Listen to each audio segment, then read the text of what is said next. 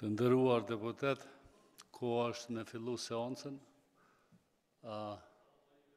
Si duket, praktika po vazhdon me ardhur me vonesë, por du t'ju njoftoj që kryeministri ka kërkuar ndjes që do të vonohet 15 minuta, kështu që deri në ora 10:20 minuta nuk e fillojmë seancën pa ardhur kryeministri. Faleminderit.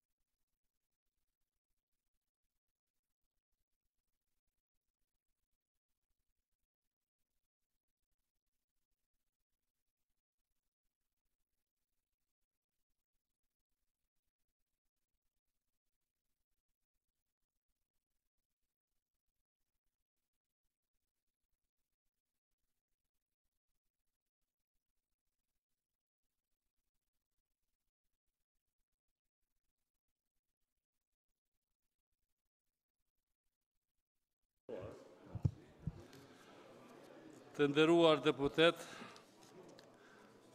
pylos që t'i zini vendet.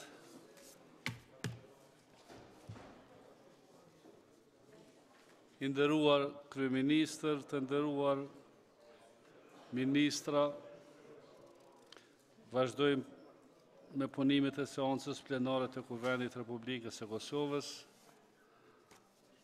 Paraprakisht kam dy çështje.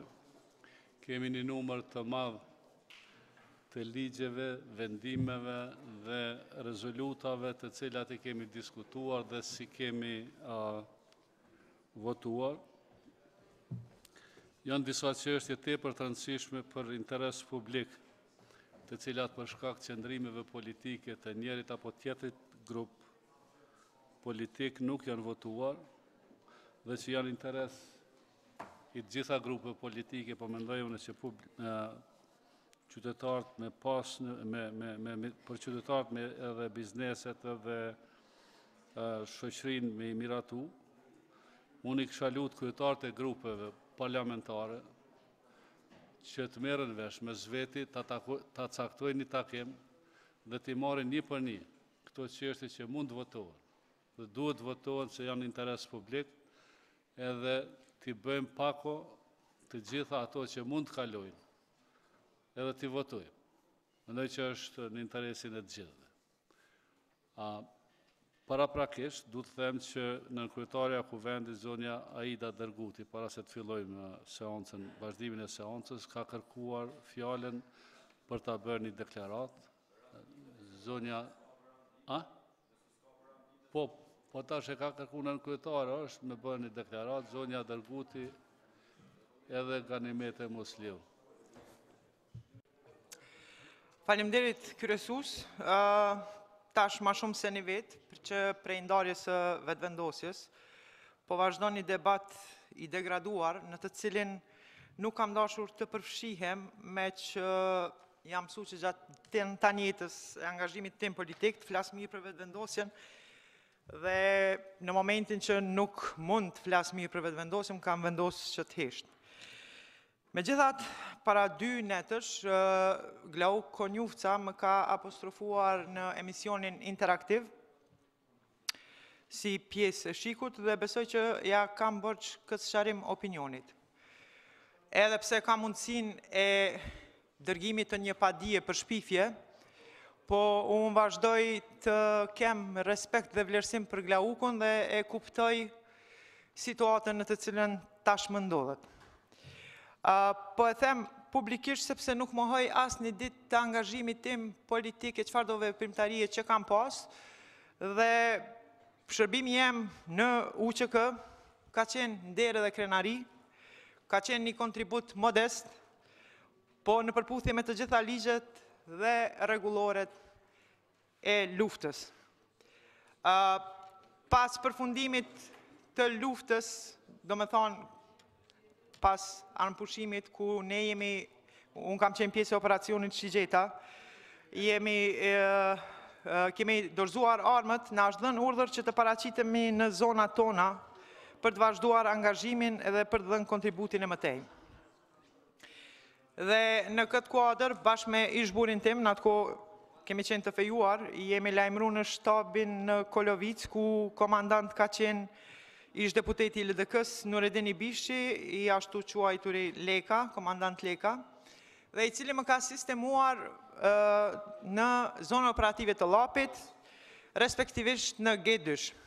Detyra ime ka qenë verifikimi një liste të gjatë të atyre që pretendonin se kanë qenë në UÇK. Pra, të luftëtarëve që ktheheshin nga zona tjera dhe qysh në atë kohë patëm filluar të paraqiten edhe këta veteranë të rejshëm të cilët ktheheshin prej kampeve të refugjatëve në Shqipëri dhe rrugës siguronin ndonjë uniform.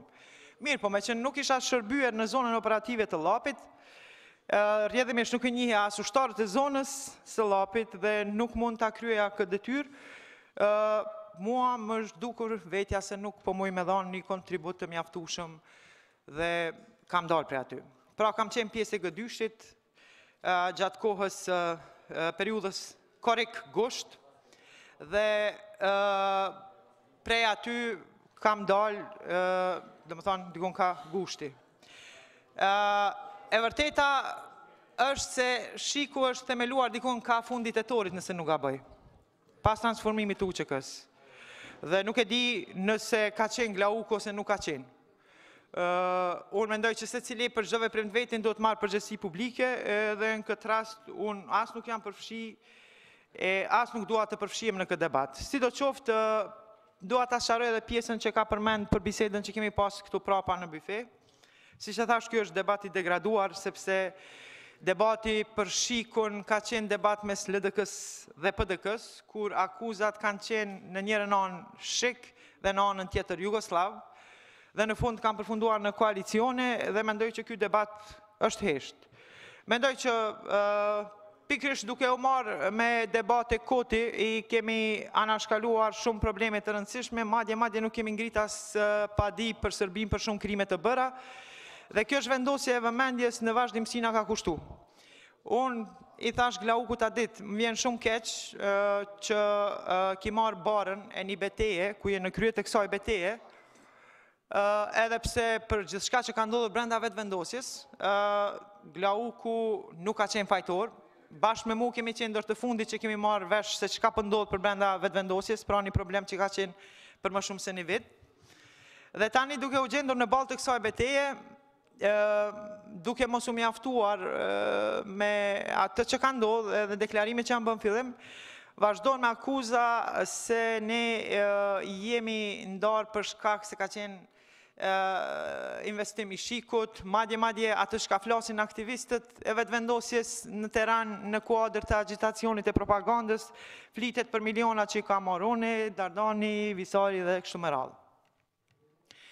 Pra mendoj që kjo është prap një zhvendosje e vëmendjes prej problemit të vërtet, sepse në vetëvendosje ka njerëz që gjujnë gurin e mshefin dorën dhe pastaj në paravan i vendosin të tjerë që ta marrin betejen në përpara.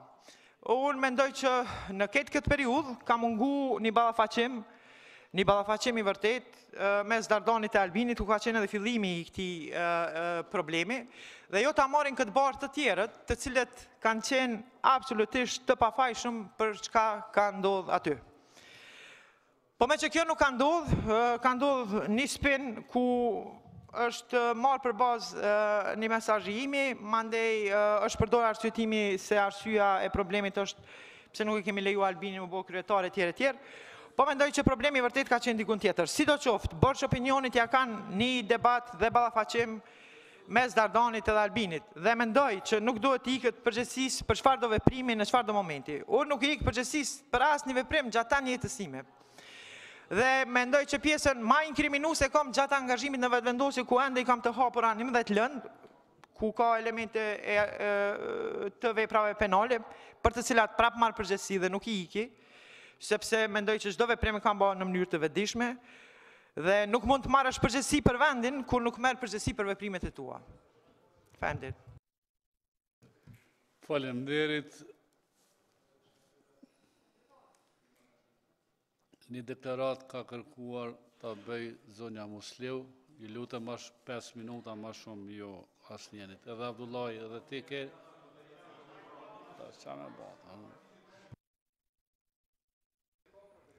Unë kam vetëm 1 minutë, as 5 minuta. E nderuari nënkryetari i Kuvendit, nderuari kryeministër, ministra, kolegë dhe ju të nderuar deputet.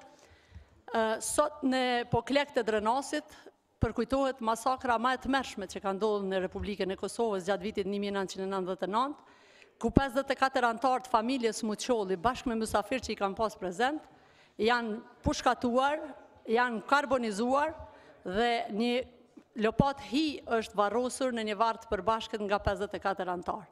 Konsideroj që sot në këtë kuvend me që ka koinciduar kemi seancë, do duhet mbaj 1 minutë heshtje në nderim të gjithë terrenëve në poklek, dhe po ashtu në orën 12:30 nëse ka mundësi me marr pauzë për shkak se kemi me shku në Akademi Përkujtimore, cila mbahet në Teatrin e Kosovës. Pra kërkoj 1 minutë nderim në respekt, në shaj respekt dhe nderimi për terrenet në masakrën e poklekut në Drenas.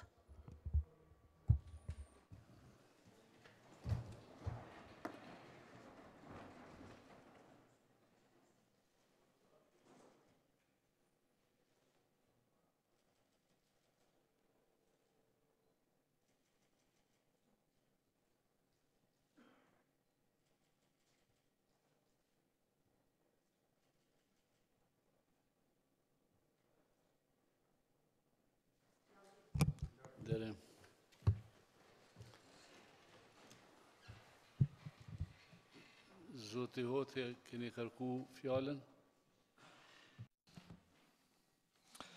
Faleminderit, nën kryetar, tash në jemi arë në seancë për pikat e mbeturat e tanës edhe 2 interpelanca që në sot. Unë nuk besoj fare që me gjithë respektin fjala e nën kryetarës kuvendit është relevante për deputet këtu në kuvend. Problemet që i kanë mes vete, 2 grupe parlamentare ose 2 deputet të deklarimeve të tyre në për studio televizive, besoj që duhet ta zgjedhën një platformë tjetër për të ballafaqur mes vete dhe jo ti maltretojnë deputet këtu në kuvend Kosovës me çështje që janë tyre personale që nuk i interesojnë absolutisht askujt. Unë los deputetën në kryetar në kuvendit jetë kujdesshme edhe kur i referohet të kaluarës së deputetëve, edhe të kaluarës së grupeve parlamentare, edhe veprimtarëve tjerë, edhe luftën politike që kemë pas vazhdimisht edhe me vetëvendosjen, tash edhe me PSD-n, edhe me PDK-n e tjera, krejt në suazat të ballafaqimit të koncepteve tona për Kosovën, për të ardhmen e Kosovës. Unë ju losë nën kryetar, nuk ju tregoj juve si me kry punën e ju e dini më mirë, por të koncentrohemi në punë për cilët jemi thirrë sot këtu në seancë. Faleminderit. Faleminderit. Unë, sipas rregullores, unë kam drejt kur paraqitet deputeti me kohë, ose kryesuesi dhe kryetari për një deklaratë. Unë nuk muj me andalu asnjënit deklaratat. Në qoftë se kuptohet e shota ose kryetari e shet arsyeshme që mund ta bëj. Tani edhe unë jam dakord me ato që i thatë ju personalisht dhe po besoj shumica deputetëve që çështjet që kanë të bëjnë me studiot televizive, me luftën politike, lufta politike bëhet në parlament, por ato personalet po mendoj që e kanë venin në variantet e tjera të luftës. Po sidoqoftë, gjatë debateve mund të nxiten edhe personalet edhe ato unë, si kemi ndalu asnjëherë, ka ndodhur edhe ndodh gjithkund në parlament edhe këtu ka ndodhur, kështu që po besoj që nuk e ka damtu parlamentin ajo përveç që i mori disa minuta për shkak të një sqarimi publik që e bëri. Po hym në seancën sepse edhe kryeministri ka punë dhe ministri që ka tjetër interpelancë ka detyrimet e veta. Po fillojmë sipas rregullave që kemi me interpelancën e kryeministrit të Republikës së Kosovës, zotit Ramush Haradinaj, sipas kërkesës e grupit parlamentar të Partisë Socialdemokrate në lidhje me moscaktimin dhe rritjen e pagës minimale në Republikën e Kosovës. Të nderuar deputet, grupi parlamentar i PSD-s ka parashtruar kërkesën për ta ftuar në interpelancë kryeministrin e Republikës së Kosovës, zotin Ramush Haradinaj, në lidhje me moscaktimin dhe rritjen e pagës minimale në Republikën e Kosovës. Ju njoftoj se në bazë të rregullores së kuvendit, interpelanca mund të zgjasë 3 orë. Propozuesi i interpelancës mban të drejtën e fillimit të debatit në kohëzgjatje deri në 10 minuta dhe në fund të debatit deri në 5 minuta, neni 44.7 i rregullores. Në bazë të neni 48.8 të rregullores së kuvendit, kryeministri i Republikës së Kosovës Ramush Haradinaj e paraqet dhe arsyeton qëndrimin e Qeverisë Republikës së Kosovës për çështjen e ngritura në interpelancë me kohëzgjatje për 15 minutash. Dhe në fund, pyetjeve dhe çështjeve që kanë shtruar deputetët në interpelancë mund t'ju përgjigjet kryeministri, sa i përket gjitha çështjeve që janë ngritur dhe pyetjet, ato përgjigjet e kryeministrit janë përgjigjet të përfunduara dhe nuk ka debat pas përgjigjeve të kryeministrit. Se si përgjigjet është çështje e kryeministrit, sepse nganjëherë po futemi për së dytën e debat. Koha e ndarë për diskutim sipas grupeve parlamentare dhe deputetët pa grup parlamentar është si një vejim. LDK ka 25 deputet, ka 37.5 minuta, PDK 23 deputet, 34.5 minuta, Grupi parlamentar vetëvendosje ka 19 deputet, 28 minuta, AK-ja 13 deputet ka 19.5 minuta minus 3.5 minuta për kryeministin, që do të thotë i ka 16 minuta. Grupi PSD 12 deputet ka 18 minuta, lista serbe ka 10 deputet 15 minuta, Nisma Socialdemokrate 8 deputet, që ka 12 minuta minus 2 minuta për kryeministin, do të thotë i ka krejtësisht 10 minuta në dispozicion. Grupi 6+6 deputet ka 9 minuta minus 1 minutë për kryeministin, bëjnë 8 minuta gjithsejt. Pa grup parlamentar 4 deputet kanë 6 minuta. Tani, sipas rregullores, ftoj në emër të ushtruesit të kërkuesit të interpelancës, ftoj zotin Visar Ymeri si propozuesi i interpelancës ta marrë fjalën, që ka 10 minuta. Zoti Ymeri, keni fjalën.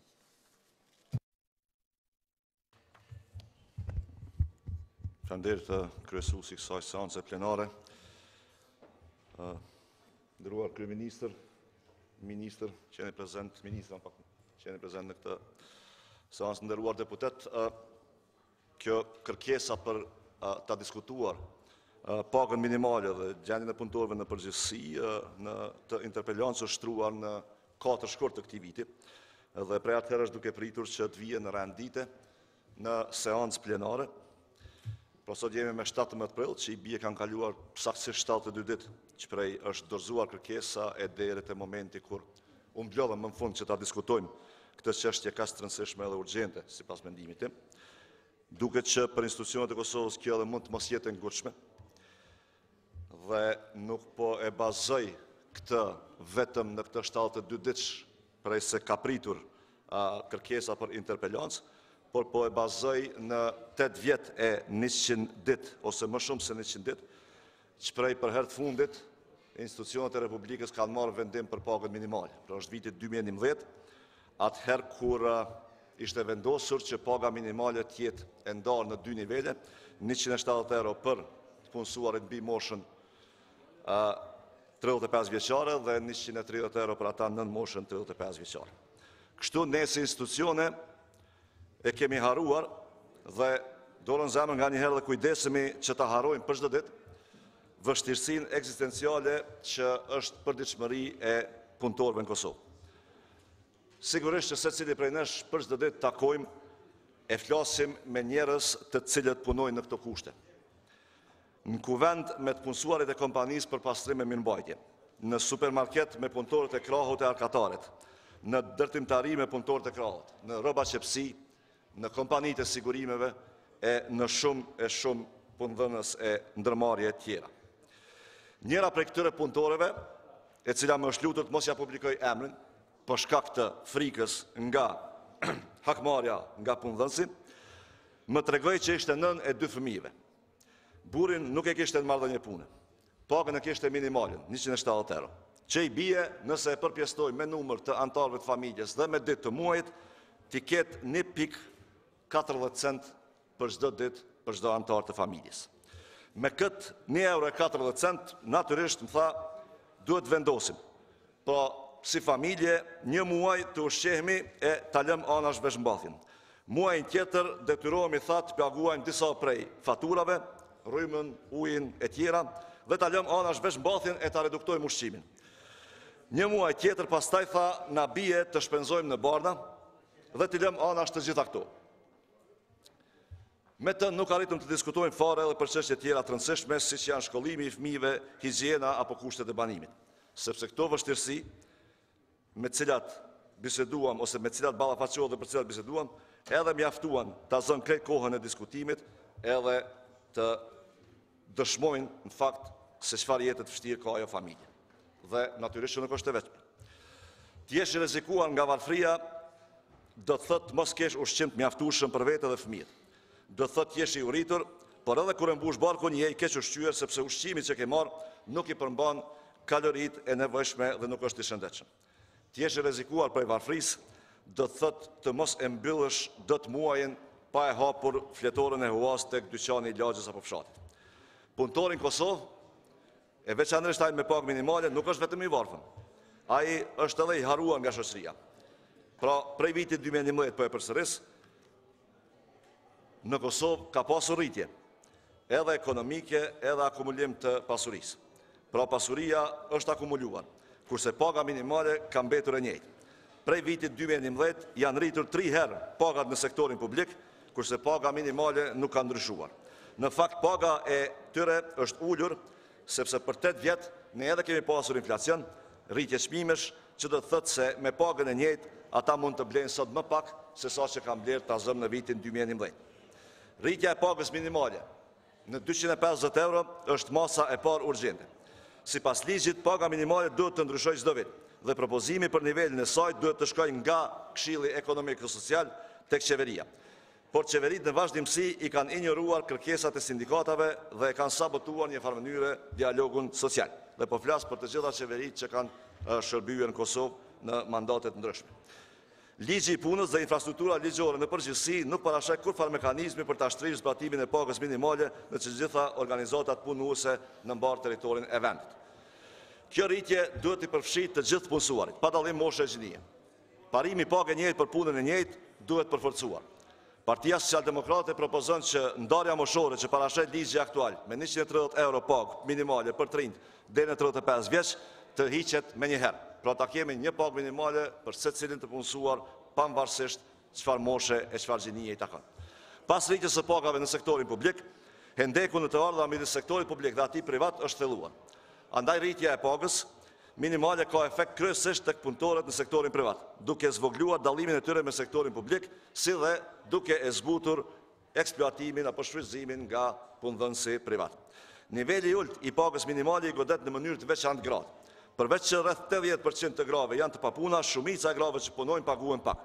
Gjendja më e rëndë sa i përket nivelit të pagës të gratë është po ashtu në sektorin privat. Dallim tjetër është edhe dallimi moshor. Sipas ligjit aktual, ata ose përpunësuarit në Kosovë trajtohen në mënyrë diskriminuese, veçanërisht ata që janë të rinj, pra në moshën 35 vjeçare. Deputet të nderuar të Kuvendit të Republikës Kosovës, deri sot në Kosovë është folur kryesisht për pagën minimale dhe ajo është e sankcionuar edhe me ligj, mënyra se si merret vendimi dhe se si zbatohet ai. Mirë, po kjo paraqet edhe një koncept të caktuar. Dhe ky koncept për mendimin tim është i gabuar. Pra ne duhet të kalojmë nga koncepti i pagës minimale tek ai i pagës për të jetuar. Pra nga paga për të mbetë gjallë te paga për të jetuar më mirë. Paga për të jetuar nuk duhet ta lë asnjë grup larg dhe mbrapa grupeve tjera.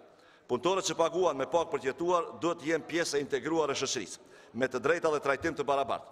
Asnjë grup shoqëror nuk duhet të mbetet mbrapa, sepse shoqëria natyrisht nuk mund të konsiderohet e zhvilluar nëse nuk zhvillohet në mënyrë të barabartë dhe nëse nuk zhvillohet bashkërisht. Partia Socialdemokrate propozon që paga për të jetuar urgjentisht të ngritet në vlerën prej 250 eurosh. Ky propozim vjen nga konsultimet me sindikatë e punëtorëve dhe është në përputhje me kërkesat e tyre. Madje është edhe në përputhje me vendimin e Këshillit Ekonomik Social, i cili është marrë në vitin e kaluar dhe i është dorëzuar atë botë qeverisë. Të drejtën në pagë për të jetuar duhet ta ketë secili punëtor nga mosha 18 vjeçare. Ndarja moshore që parashet ligji i punës për pagë minimale, më të ulët për punëtorët nën moshën 35 vjeç duhet të hiqet. Metodologjia e përcaktimit të pagës për të jetuar duhet të përshtatet qëllimeve të saj. Qëllimet kryesore të pagës për të jetuar janë luftimi i varfërisë dhe reduktimi i pabarazisë në të ardhra. E di që kur flasim për këtë çështje, shpesh edhe mund të ketë keqkuptime. E kam vrejt shpresë se e kemi dorëzuar kërkesën për interpelancë dhe në secilin aktivitet që e kemi pasur për pagën minimale, pra prej trojezave e te konferencat për shtyp, ka pasur keqkuptime, thua te Partia Socialdemokrate po kërkon që gjithë punëtorët paguhen nga 170 euro dhe tash nga 250 euro. Duhet ta kuptojmë një gjë, nga aspekti ekonomik, se s'po flas njëherë për drejtësinë sociale, nga aspekti ekonomik, është jashtëzakonisht e rëndësishme të kuptohet një gjë. Kur paga minimale rritet ta zëm nga 170 euro në 250 euro, kjo nënkupton që për brenda ndërmarrjes dhe për brenda strukturës së pagave në përgjithësi në Republikën e Kosovës, secila pagë të rritet proporcionalisht me të. Pra nuk mundet për shembull punëdhënësi sot i cili tazëm i ka 10% të punëtorëve në pagë minimale dhe 50% të punëtorëve në një pagë më të lartë. Për me e marrë një shembull, e ka një punëtor 170 euro dhe 5 punëtor në 250 euro. Dhe nëse paga minimale bëhet 250 euro, atëherë natyrisht që ky 250 euro që i mëhershëm duhet të rritet proporcionalisht. Sepse këtu po flasim për kategori të ndryshme dhe nivele të ndryshme të punësimit, të cilat e bartin një pagë të saktuar. Pra kjo nuk kupton që me rritjen e pagës minimale secili punësuar në Kosovë të barazohet në pagën minimale. Dhe e dyta, e kom vrejt veçanërisht nga ekonomistët që thonë që rritja e pagës minimale e ullë konkurueshmërinë e ndërmarrjeve dhe bizneseve tona. Dhe o mendoj një gjë duhet ta kuptojnë secili afarist. Dhe këtë edhe po ta shtrosh në terma të teorisë ekonomike del e vërtet. Trajtimi i mirë i të punësuarve i konvenon para së gjithas dhe mbi të gjitha më shumë di pronarit të ndërmarrjes. Sepse punëtorët e kënaqur me kushtet e punës janë shumë më produktiv se sa ata të cilët janë pak kënaqur me kushtet e punës. Dhe në anën tjetër, edhe një gjë duhet ta kuptojmë. Rritja e pagës minimale dhe rritja ose një rishpërndarje më e mirë e pasurisë brenda shoqërisë nuk kupton që kërkesa agregate në popullin në përgjithësi të rritet dhe rritja e kësaj kërkese agregate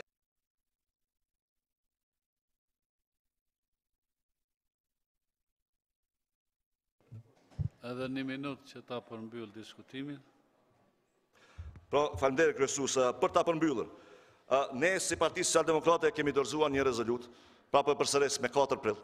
Dhe natyrisht që ajo rezolut është për të diskutuar edhe është për të dakorduar edhe me grupe tjera parlamentare. Konsideroj që është jashtëzakonisht e rëndësishme që sa më shpejt kuvendi të marrë vendim dhe të kërkoj nga Këshilli Ekonomik Social që edhe një herë ta diskutoj dhe ta dorëzoj kërkesën në qeveri dhe po ashtu të kërkoj nga Qeveria e Republikës Kosovës, me këtë rast nga kryeministri i Qeverisë së Republikës Kosovës, që sa më shpejt ta marrë vendimin për rritjen e pagës minimale në mënyrë që secili i punësuar në Kosovë ta ketë paktën mundësinë që me pagën e vet ta bëj një jetë më të mirë dhe më të pranueshme për gjithë. Ju faleminderit.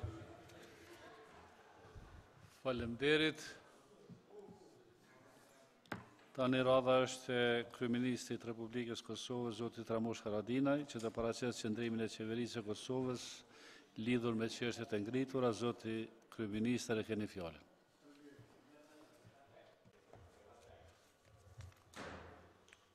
Nderuar kryesuesi i Kuvendit, zoti Xhavit Haliti, nderuar deputet, kolegë ministra, nderuar deputet Ymeri, pra parashtruesi kërkesës për interpelancë. Tema është mjaft e rëndësishme, pra është paga minimale. Mendoj se është një temë jetike që ka një interesim të madh për këtë temë në gjithë vendin. Pra nuk ka stres shoqërisë tonë që është e interesuar për këtë temë.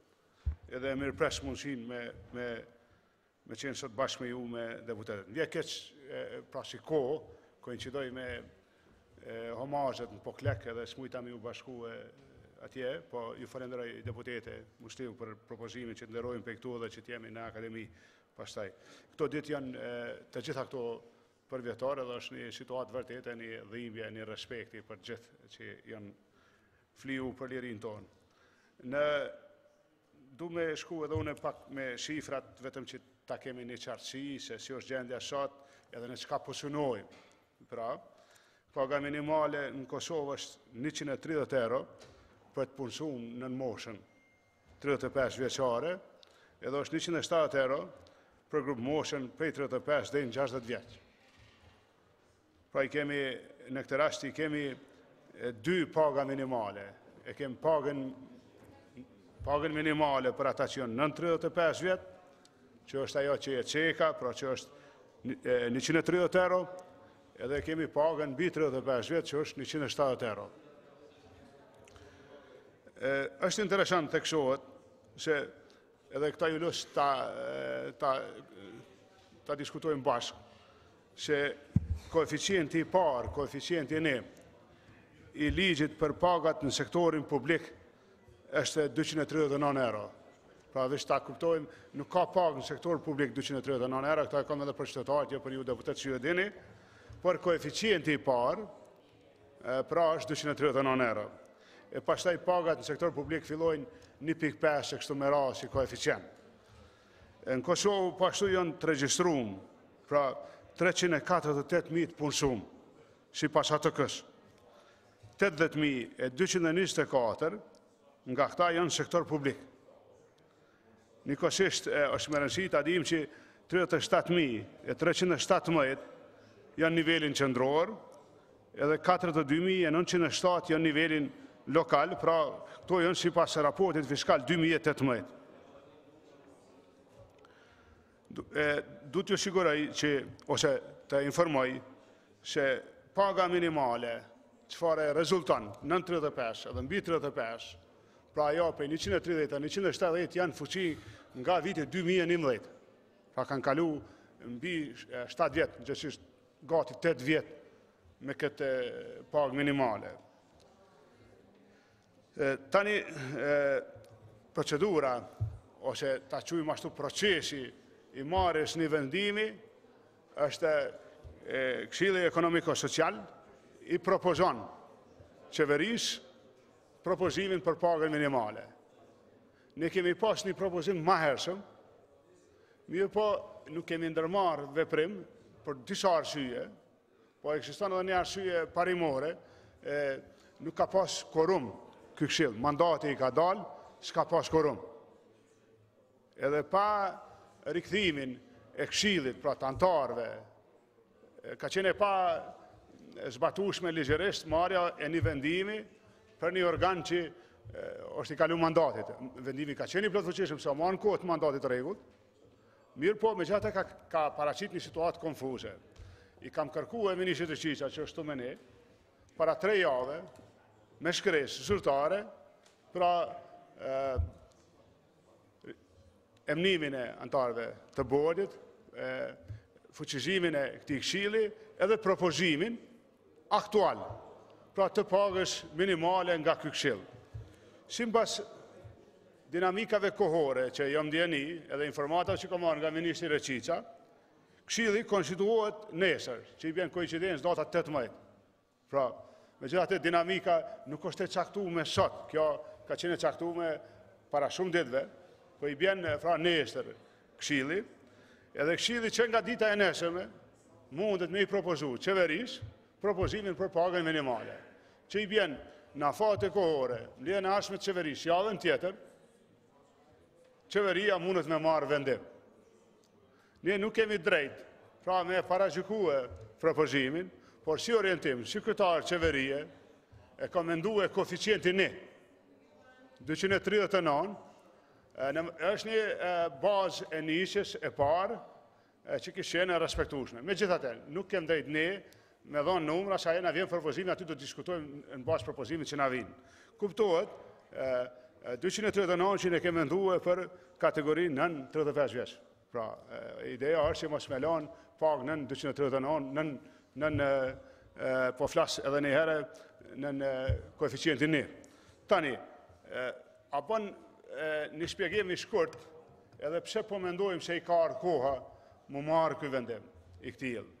Mas pari, na gjithë jemi të vetëdijshëm. Herojt sot në Kosovë, herojt ekonomik janë si për Marsit. Janë njerëz që punësojnë njerëz, pra ai që e çel në vend punës. Disa prej tyre janë të maj, disa janë më të vegjël, disa prej tyre janë nisin sot ose kanë janë nis nesër, si për Mars. Edhe ne i kemi këta herojt tanë. Edhe ne e dim që nuk mundesh me rrit pagë minimale pa i forcu këta, pa i dhonë edhe ty në mundësinë e zhvillimit. Edhe mendoj që si Kosovë, pra, i kemi ndërmarrë disa veprime, si Kosovë, nuk po du me atribue merit kësaj apo asaj qeverie, ju thashë që nga viti 2011 kjo temë është në tavolinë, i kemi ndërmarrë disa veprime. E para, nuk duhet me harru se ne kemi rregulluar në mënyrë të respektueshme statusin e të punësuarve në sektor publik me ligjin për pagat. Nuk po them se o shumë edhe mjafton, po e kem rregulluar në mënyrë të respektueshme me atë ligj, fal juve, fal parlamentit, fal përkrahës që i keni dhënë atij ligji. Me këtë nën kupton që një pjesë e të punësuarve në Kosovë ka një status të respektuar. Por që me mujt me rregulluar statusin e punëtorëve punësuar në sektorin privat, është dash me përmirësu klimën e të bërit biznes. Pra është dash me ju dhonë disa mundësi, disa përparësi, përkrahje, atyne që punësojnë njerëz. Pra me u regullu tregu, fuqia blerëse, me u rritë konsumi, që me mujtë me i rritë pagat minimale.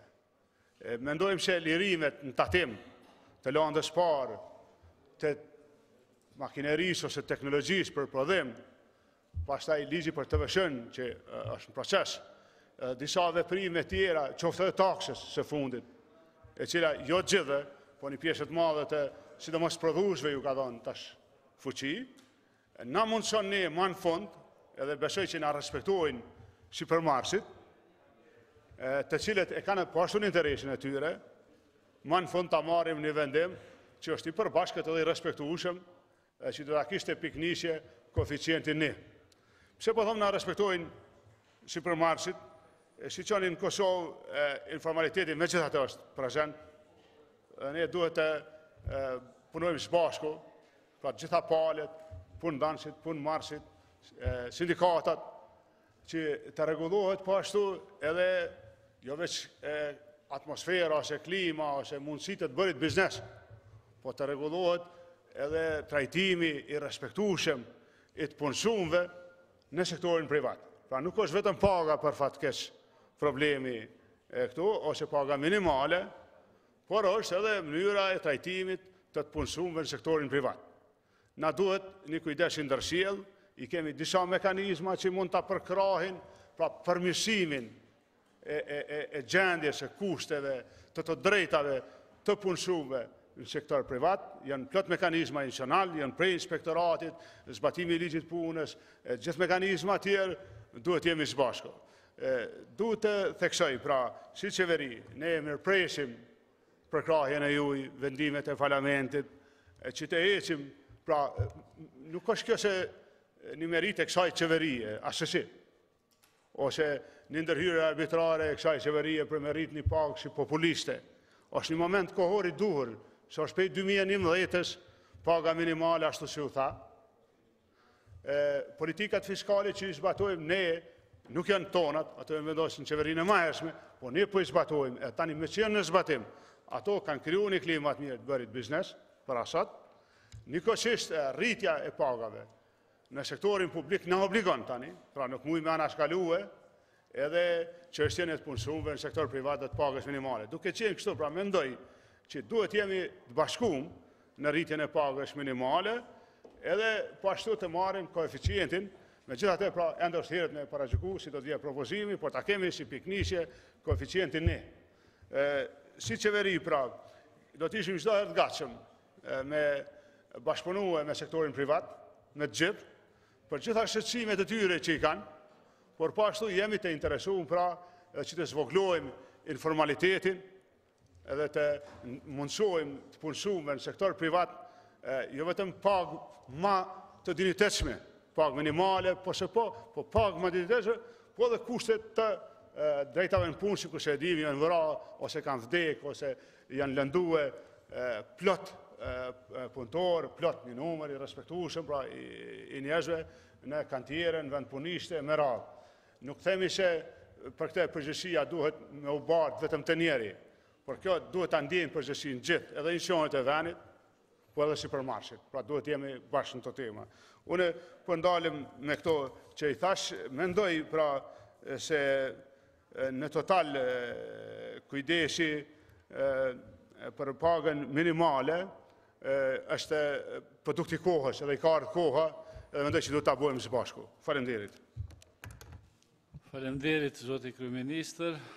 Radha është e kryetarëve të grupeve parlamentare dhe ose përfaqësuesve të grupeve, në emër të grupit parlamentar të LDK-s është paraqitur zoti Zemaj.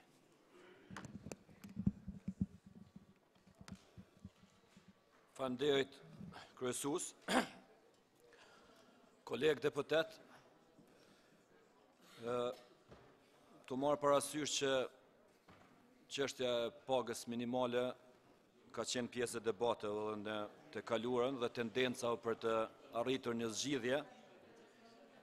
duke ruajtur edhe balancin mes ekonomisë së tregut të lirë, çfarë e promovon Republika e Kosovës, elementi bazik i cili ka vu në lëvizje dhe ka përkesu situatën është rritja e pagave të qeverisë. Gjithçka që ka vënë në lëvizje negativisht ka qenë inicuar nga kjo dhe jo arsyetuar mirë, nga e cila lindën edhe debatet dhe shprehjet populiste edhe brenda dikasterëve qeveritare në Republikën e Kosovës. Dhe ju kujtohet shumë mirë që njërin nga ministrat e përcaktoi vetë pagën minimale dhe tha kjo është punë e kryer. Ndërsa ministri tjetër i financave tha kjo është e pamundshme, në të njëjtin vit, në të njëjtin kohë. Dhe deputetët e Kuvendit të Kosovës, qoftë edhe nga kjo interpelancë, në vazhdimsi kanë kërkuar që punëtorët në Republikën e Kosovës të trajtohen në mënyrë të dinjitetshme. Sidomos edhe ata në sektorin privat, të marrë për bazë shërbimet që bëjnë për sektorin publik. Dhe kjo është e paimagjinueshme gjithmonë duke krahasuar pragun e pagave në Republikën e Kosovës. Dhe paramendoni se si ndihet një punëtor ku në trusin pensional dikush e ka pagën 5.000 euro, ndërsa paga minimale është 130 euro. Dhe në shportën shpenzuese të një personi në Kosovë kërkohen 115 euro vetëm për të jetuar thjesht. Andaj gjithë kjo mund të potencohet si kërkesë për përgjegjësi, por është më shumë kërkesë që ta bëjmë të mundshëm që të kalojmë në një nivel dhe në stad tjetër të zgjidhjes së kësaj problematike. Kolegë deputet, gjithmonë duhet të filluar nga vetvetja. Ne takohemi me punëtorë të cilët kryejnë shërbime edhe këtu në Kuvendin e Republikës së Kosovës nëpër korridoret tona. Dhe kur takohesh me njerëz që kryejnë shërbime për institucionin publik dhe paga atyre nuk mrrin 170 euro. Janë pastrues të dinjitetshëm që mbajnë familjet e tyre dhe cila është përgjigjja jonë sot, cila është përgjigjja e qeverisë edhe aktuale, por mos mbetet edhe për të ardhmen. Andaj kjo temë duhet të ketë një trajtim dinjitoz, edhe jo vetëm të shprehjeve dhe të mekanizma që gjithmonë iniciojnë diçka që është populiste, jo luftë, qoftë brenda grupe politike as brenda dikasterëve qeveritare, por një zgjidhje adekuate duke ruajtur edhe stabilitetin ekonomik, duke bërë të mundshmen në bazë të kursimeve dhe të nevojave që i ka edhe që i ofron buxheti i Republikës së Kosovës. Kështu që ky dallim edhe mes pagës mesatare në sektorin publik edhe në sektorin privat duhet të harmonizohet me atë që është kërkesë elementare për jetë e qytetarëve në Republikën e Kosovës. Grupi parlamentar i Lidhjes Demokratike të Kosovës do të ndihmojnë në këtë proces, do të japë edhe argumentet e veta, edhe mundësitë e veta që punëtorët, qoftë në sektorin privat, po qoftë ata që kryejnë shërbime edhe për sektorin publik, sepse u potencua u saktua këtu që paga në sektorin publik e ka një lloj trajtimi të dinjitetshëm në raport me të tjerët dhe të rregullohet pa përdorur mekanizma dhe pa përdorur institucione tjera që mund të lejnë shije të hidhur ashtu siç ishte me sindikatat e arsimit dhe pagat e arsimtarëve. Faleminderit shumë. Faleminderit zoti Zemaj, fjalën e ka në emër të grupit parlamentar të PDK zonja Adërgjonaj po besoj. Faleminderit nën kryetar, i nderuar i ministër, kryeministër, të nderuar ministra, të nderuar kolegë deputet. Më vjen mirë që sot po diskutojmë për çështje të cilat janë me interes për qytetarët. Por ne është shumë me interes që të zgjidhen sa më shpejt çështjet me interes nacional në mënyrë që të hiqen nga agjenda ditore të subjekteve politike këto çështje dhe ne të kthehemi tek problemet me të cilat përballen qytetarët tanë, të problemet me të cilat përballen bizneset, si dhe të punojmë në krijimin e stabilitetit dhe kushteve më të mira për bizneset e fuqishme ndërkombëtare që të vinë dhe të zhvillojnë veprimtarinë e tyre edhe në Kosovë, thjesht i kthehen mirëqenies dhe jetës më të mirë të qytetarëve. Është fakt që rritja disa herë e pagës në sektorin publik ka rritur edhe diferencat me pagat në sektorin privat. Si dhe ka thelluar dallimet në mes të pagës mesatare në këtë sektor dhe pagës minimale të përcaktuar nga Këshilli Ekonomik Social. është mirë që sot po debatojmë për këtë çështje, duke shpresuar që do të ketë një debat shumë konstruktiv dhe të argumentuar dhe jo thjesht sa për debatuar. Të nderuar deputet. Paga minimale tek ne është rregulluar me ligj. Ligji i punës parashet që qeveria në çdo vit kalendarik të përcakton pagën minimale sipas propozimit të Këshillit Ekonomik Social, bazuar në kostën e shpenzimeve të jetesës, shkallën e papunësisë, situatën e tregun e punës, konkurrencën dhe produktivitetin në vend. Pra ne kemi një rregullim ligjor për pagën minimale, sepse është e paraparë me ligjin e punës. Një gjë e tillë në vende të ndryshme çështja e pagës minimale është rregulluar në mënyra të ndryshme. Mendoj që edhe në momentin kur është përcaktuar paga minimale me ligj në dy nivele, do të thonë 130 dhe 170 euro, nuk ka qenë përcaktim i mirë. Ne, nëse duhet të përcaktojmë pagën minimale, është mirë që mos të përcaktohet në dy nivele, por të ketë një pagë minimale. Nuk mund të bësh dallim në moshën e të punësuarve që të përcaktohet edhe paga minimale. Rregullimi ligjor i pagës minimale tek ne nuk ka kaluar pa debate në lidhje me atë se një rregullim detyrues jep apo nuk jep efektet pozitive. Ne kemi nevojë për një analizë të mirëfillt për rritjen e pagës minimale, sepse në kushtet kur informaliteti është i lartë, në rritje e pagës minimale mund të mos jep efekte pozitive, si dhe mund të sjellë deri te shkurtimi i vendeve të punës apo rritja e kostos që do ta kenë bizneset në bazë të rritjes së tillë. Mendoj se marrja e vendimit për pagën minimale duhet të bëhet sepse e parashet edhe ligji. Por shumë e rëndësishme për punëtorët është që ligji për punën të ketë zbatueshmëri. Ne tani e kemi në kuvend, në shqyrtim ligjin për punën dhe mendoj se të gjithë duhet të japim kontributin që të evitojmë zbraztirat të cilat kanë qenë në këtë ligj në mënyrë që ligji që do të miratohet të jetë vërtet i zbatueshëm. Është qetësuese që shumë punëtorë të cilët janë të punësuar në sektorin privat nuk e konsiderojnë atë si vend pune. Shtrohet pyetja pse nuk është atraktiv sektori privat për të punuar dhe të gjithë presin momentin që të ikin nga ky sektor dhe të gjejnë një vend pune në administratën publike. Kështu si ka shkuar, zbatueshmëria e ligjit deri me tani ja humb rëndësinë përcaktimit të pagës minimale, sepse të punësuarit në biznesin privat përballen me vështirësi edhe më të mëdha krahas marrjes së pagës jo të dinjitetshme për punën që bëjnë. Ata diskriminohen në vendin e punës në mungesë të zbatueshmërisë së ligjit dhe në mungesë të monitorimit të bizneseve se sa po respektojnë të drejtën e punëtorëve e cila është e përcaktuar me ligj. Ne shpesh nuk flasim se si trajtohen të punësuarit në biznesin privat, sepse duam ta ruajmë në një farë mënyrë paqen me bizneset. Ne duhet të bëjmë gjithçka që është e mundur në krijimin e lehtësirave për zhvillimin e bizneseve, por duhet të bëjmë edhe gjithçka është e mundur që bizneset të respektojnë ligjin, sidomos të drejtat e punëtorëve. Ne duam që punëtorët të ndihen mirë në punën e tyre, mirë por realiteti është ndryshe. Punëtorët në sektorin privat nuk e kanë sigurinë e duhur. Në disa sektor, punëtorët punojnë 12 apo 13 orë në ditë, punojnë edhe ditëve të vikendit, nuk e gëzojnë pushimin vjetor si që parashet ligji, nuk marrin pagën si që është shkruar në kontratë, dhe me problemet të tilla ne ballafaqohemi çdo ditë. Secili prej deputetëve i ka rastis t'i del një punëtor, i ndonjë ndërmarrje shumë efektive dhe e madhe në Kosovë dhe t'i thatë që këto çështje nuk respektohen dhe janë të parapara me ligj.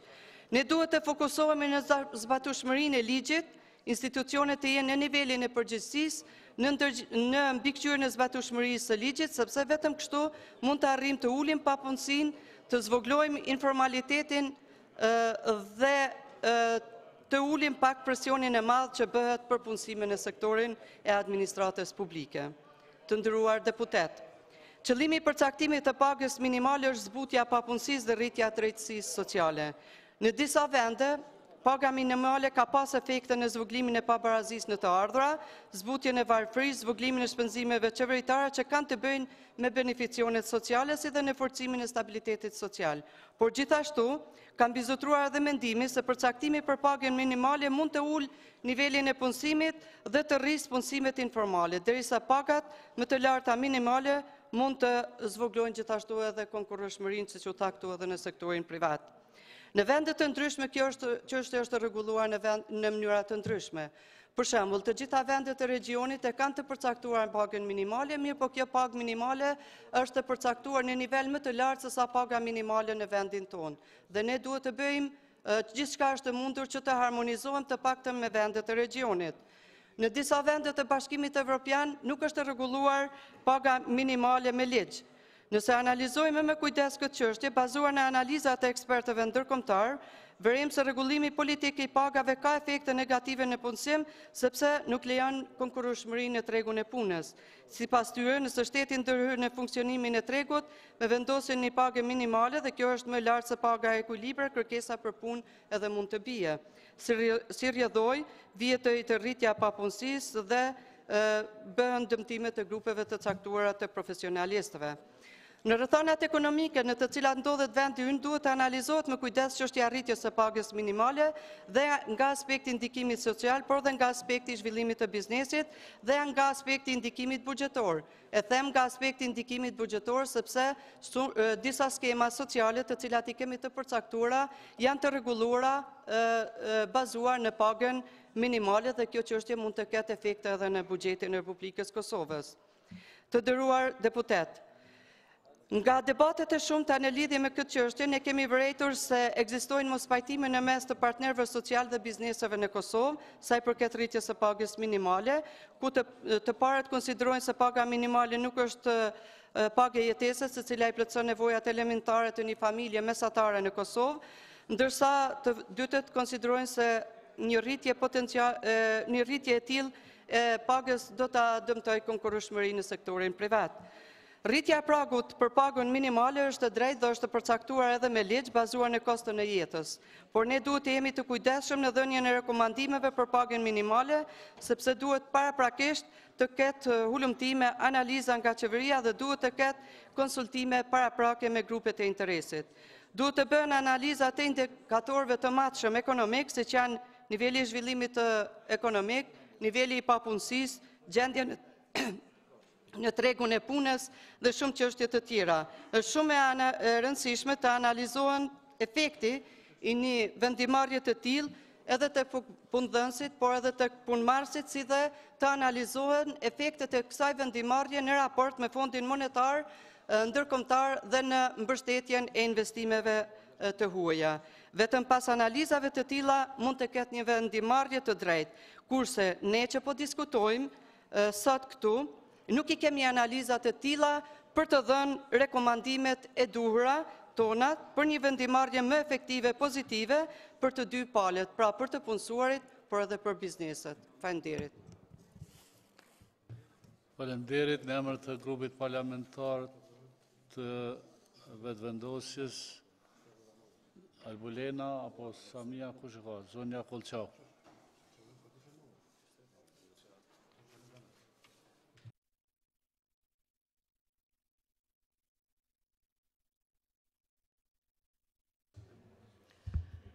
Të nderuar qytetarë të Republikës së Kosovës, parafolsja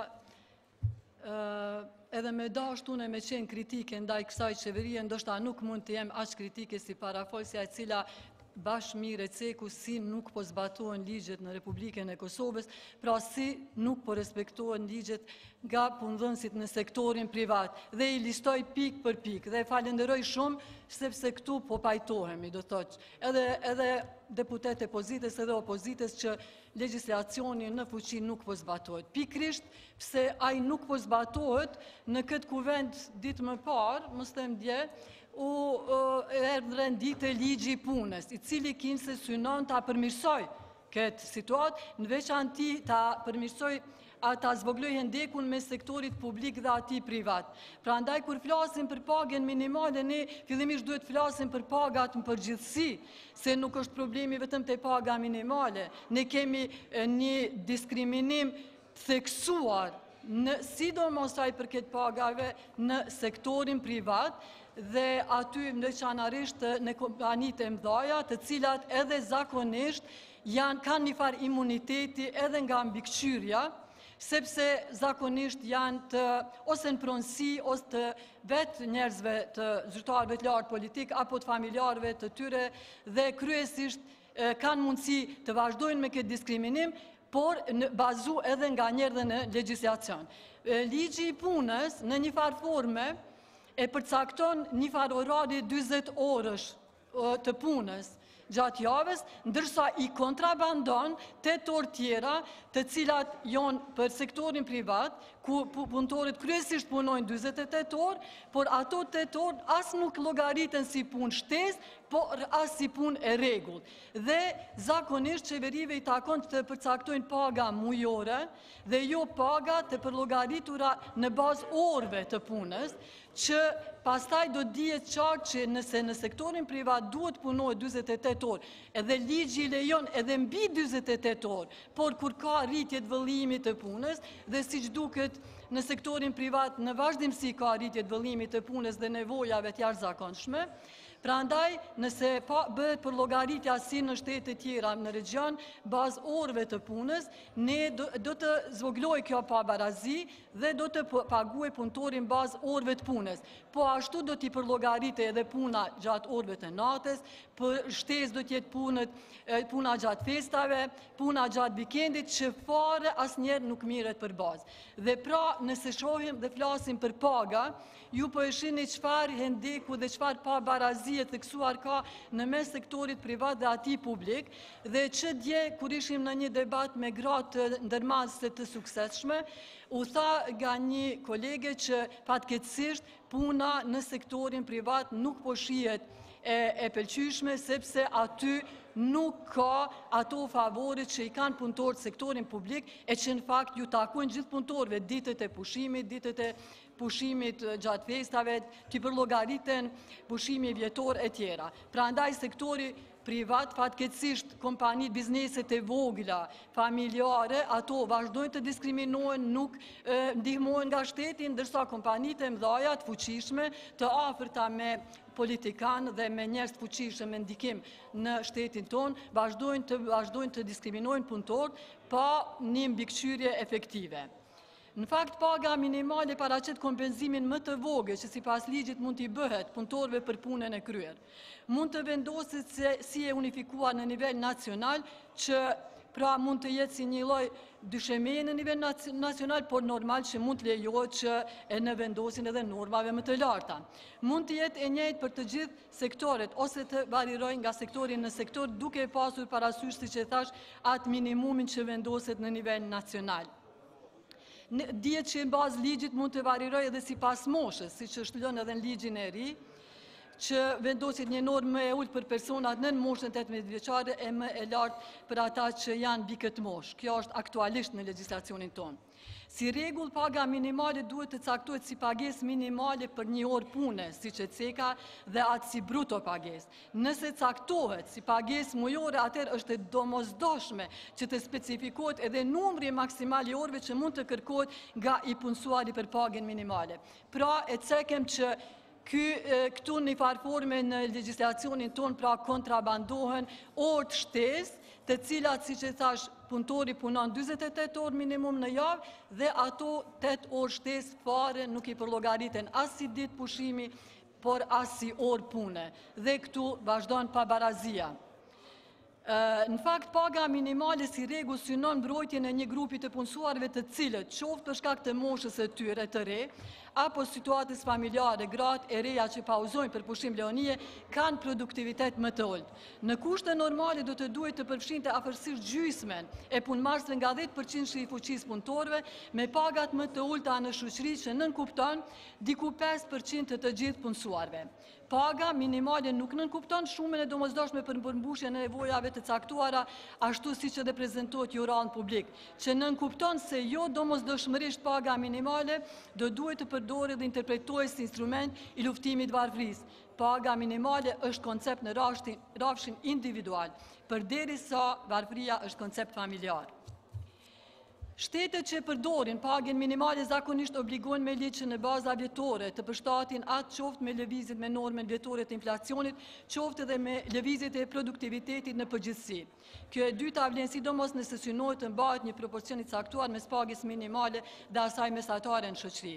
Në Kosovë paga minimale është e caktuar në mënyrë arbitrare dhe është klasifikuar në bazë të moshës së punëmarrësve, ku për personat në moshën 35 vjeç shuma minimale është 130 euro, kurse për ata mbi 35 vjeç është caktuar të jetë mbi 170 euro.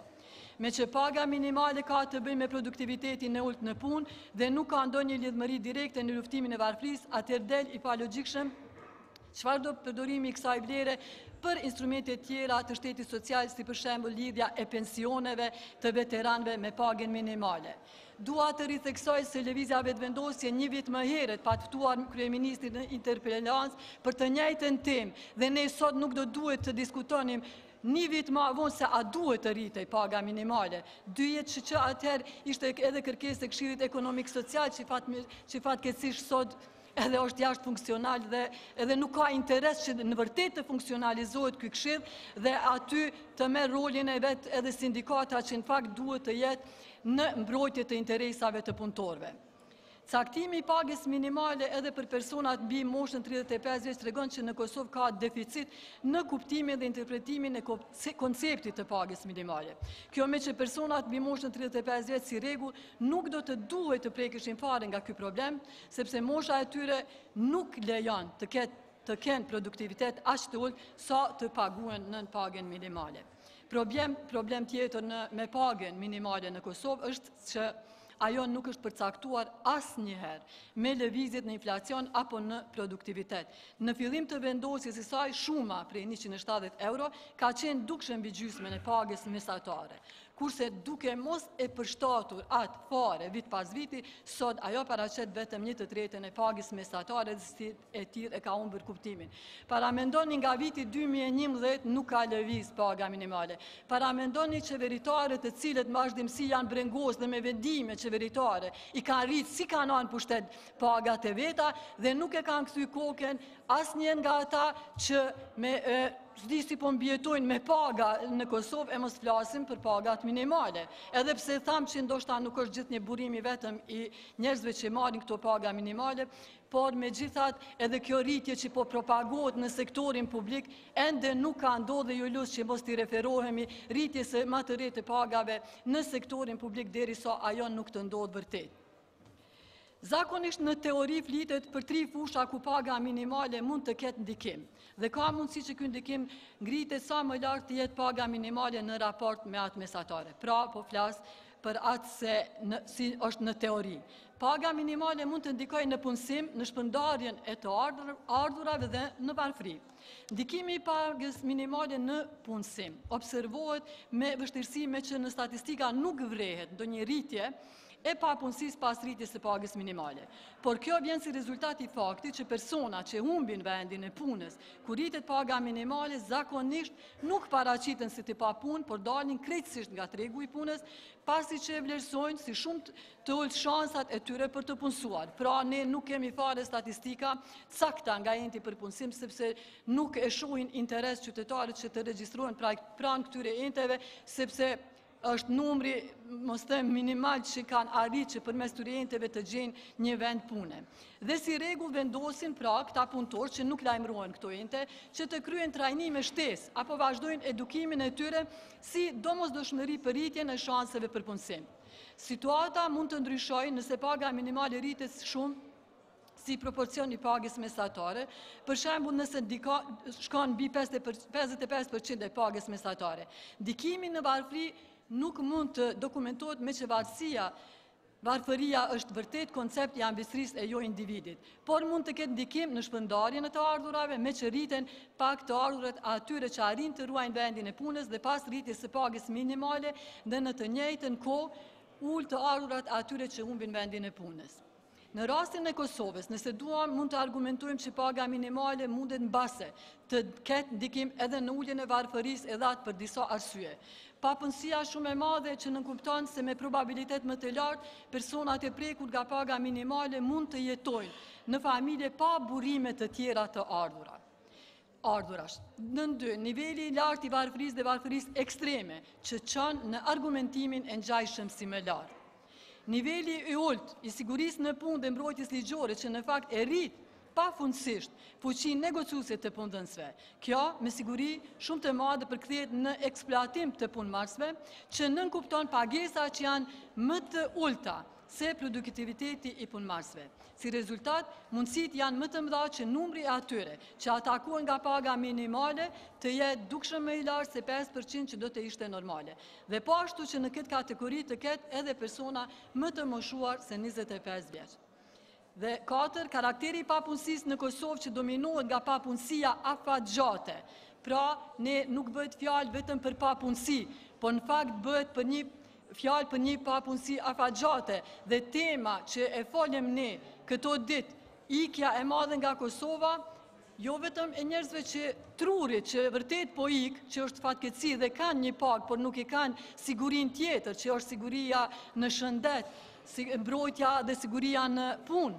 Ata ikin edhe njerëz pra që jetojnë nën nivelin në varfëri ekstreme dhe mirë po e kanë pothuajse të pa mundur që të gjejnë një vend pune me vite dhe e kanë humbur shpresën që kjo mund të ndodhë. Pra, karakteri i papunësisë në Kosovë që dominohet nga papunësia afatgjate, ku individët mbesin me vitet e papunësuar dhe si rezultat humbin shkallësitë e tyre. Kjo pastaj nënkupton që edhe nëse gjejnë punë, produktiviteti i tyre është më i ulët dhe po ashtu edhe fuqia negociuese për pagën. Pra, ne e dim që në një treg ku ka aq shumë kërkesë dhe ofertë pak, fuqia negociuese është shumë e dobët e punëmarrësit dhe shumë të fuqishëm në anën tjetër e paraqet punëdhënësin, i cili në momentin kur punëtori mendon t'i kërkojë të drejtat e veta, në veçanti në sektorin privat, a i mendon 2 herë, sepse punëdhënësi, duke ditur që, si që thash, kompanitë e mdhaja edhe i mbron ligji i të fortit, pra ligji jo formal që është dominant në Republikën e Kosovës, dhe ata fare nuk negocojnë me punëtorin. Do të thotë, jep një ofertë, merr ose le, sepse radha për punë është shumë e madhe dhe njerëz ose i pranojnë kushtet teje diskriminuese ku në kontratë i figuron që punon 40 orë, punon 48 orë, nuk i paguhen orët, nuk i llogariten as si orë shtesë, as si orë e rregullt e punës, nuk i llogaritet puna e natës, nuk i ofrohet siguria në punë, nuk i jepen ditët e festës në pushim, ne e dim në për supermarkete, ne e dim gjatë Kosovë nuk ka ditë lirë pune për punëtor.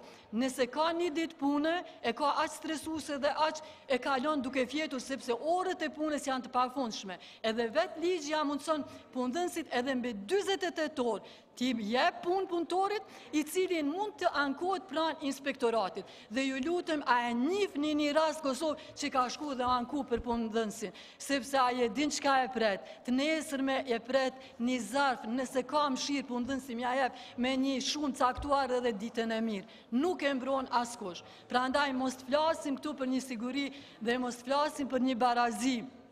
Punëtorët në sektorin privat nuk ju lejohet të ulen në arka punëtorët që punojnë në hipermarkete, sepse aty zotria punëdhënësi i duket e tepër që në një vend të qëndroj, i duket normale që një punëtor 8 orë pune të qëndrojnë në një vend. Ne mund të lëvizim 8 orë, po qëndrojmë në një vend. Si mjeke, po e them me përgjithësi plot, kjo është diskriminimi kulminant i punëtorit. Pra, ne me që paga minimale në një mënyrë nënkupton subvencionim të pagës për te i produktivitetit të punëmarrësve dhe të detyron punëdhënësit të paguajnë këtë subvencionon, kjo vlen edhe për rastet kur paga ulët është vetëm rezultati i produktivitetit e jo eksploatimit, është me interes që gjatë vendosit e saj të kenë parasysh dëmet që mund të shkaktohen normal edhe ekonomisë private. Ne dim që shteti këtë rast duhet këtë parasysh, gjithmonë edhe gjatë vendosis pagës minimale, edhe mbrojtjen e interesit por bizneseve të vogla dhe atyre familjare. Dhe aty duhet këtë subvencionim dhe përkraja e shtetit duhet jetë e madhe. Ndërsa asaj për këtë kompanive të mëdha mbikëqyrje rigoroze, sepse mos të flasë për shkeljet edhe pasigurim punë edhe vdekjet në punë dhe mos kompenzimin e jetës dhe invaliditetit këto raste. Prandaj, deputet të nderuar, si që ceka, më vjen mirë që gjatë fjalimeve në kuvend opozita dhe pozita dakordohen për shkeljet ligjeve në fuqi dhe mendoj që edhe në përfundim duhet të dakordohemi që çfarë duhet të ndërmiret për përmirësimin e situatës dhe korrigjimin e padrejtësive e në veçanti për korrigjimin e padrejtësisë tashmë mbi 8-9 vjeçare për mos rritjen e pagës minimale në Republikën e Kosovës.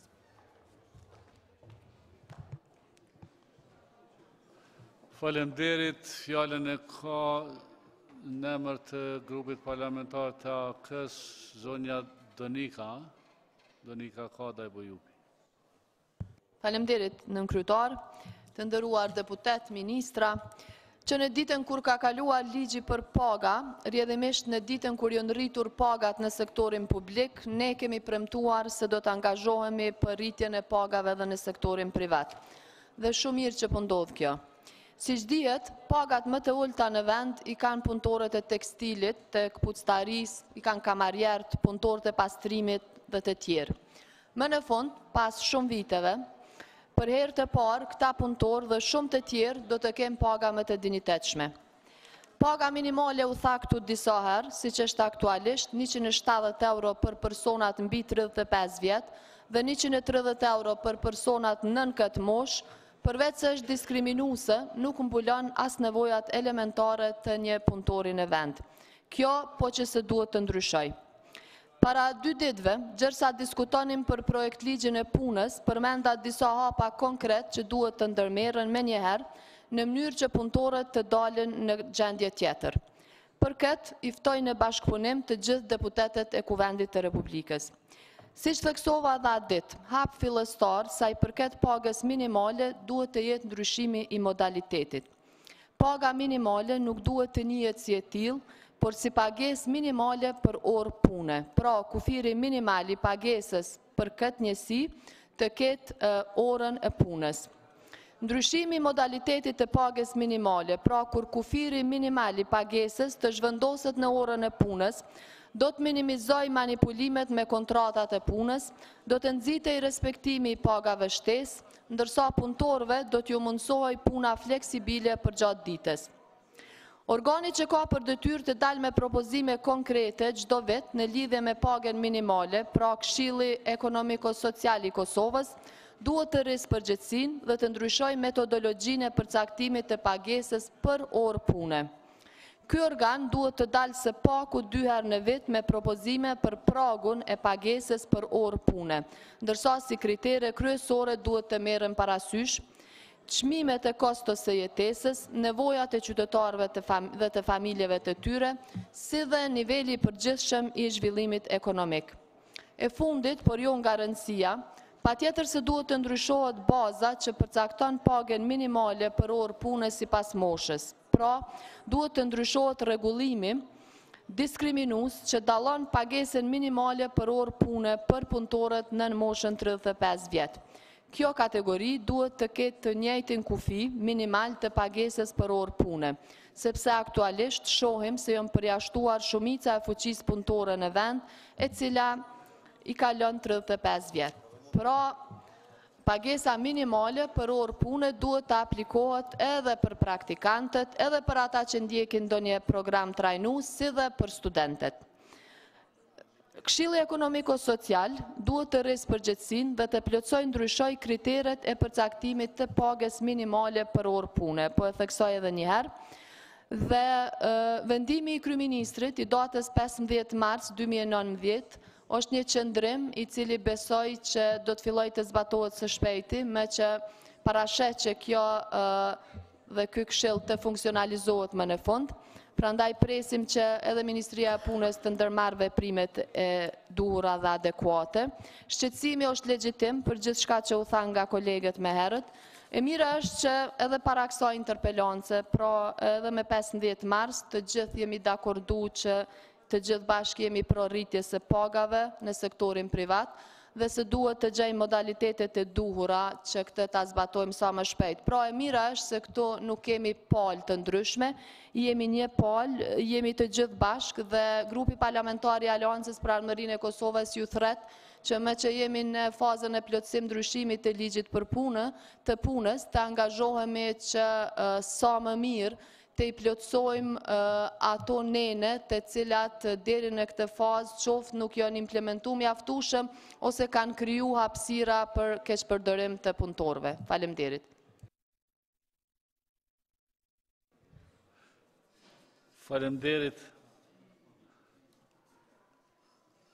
Zonja Besa Baftive ka fjalën. Faleminderit nën kryetar, të nderuar deputet, të nderuar ministrat praneshëm, qytetarë të Republikës Kosovës.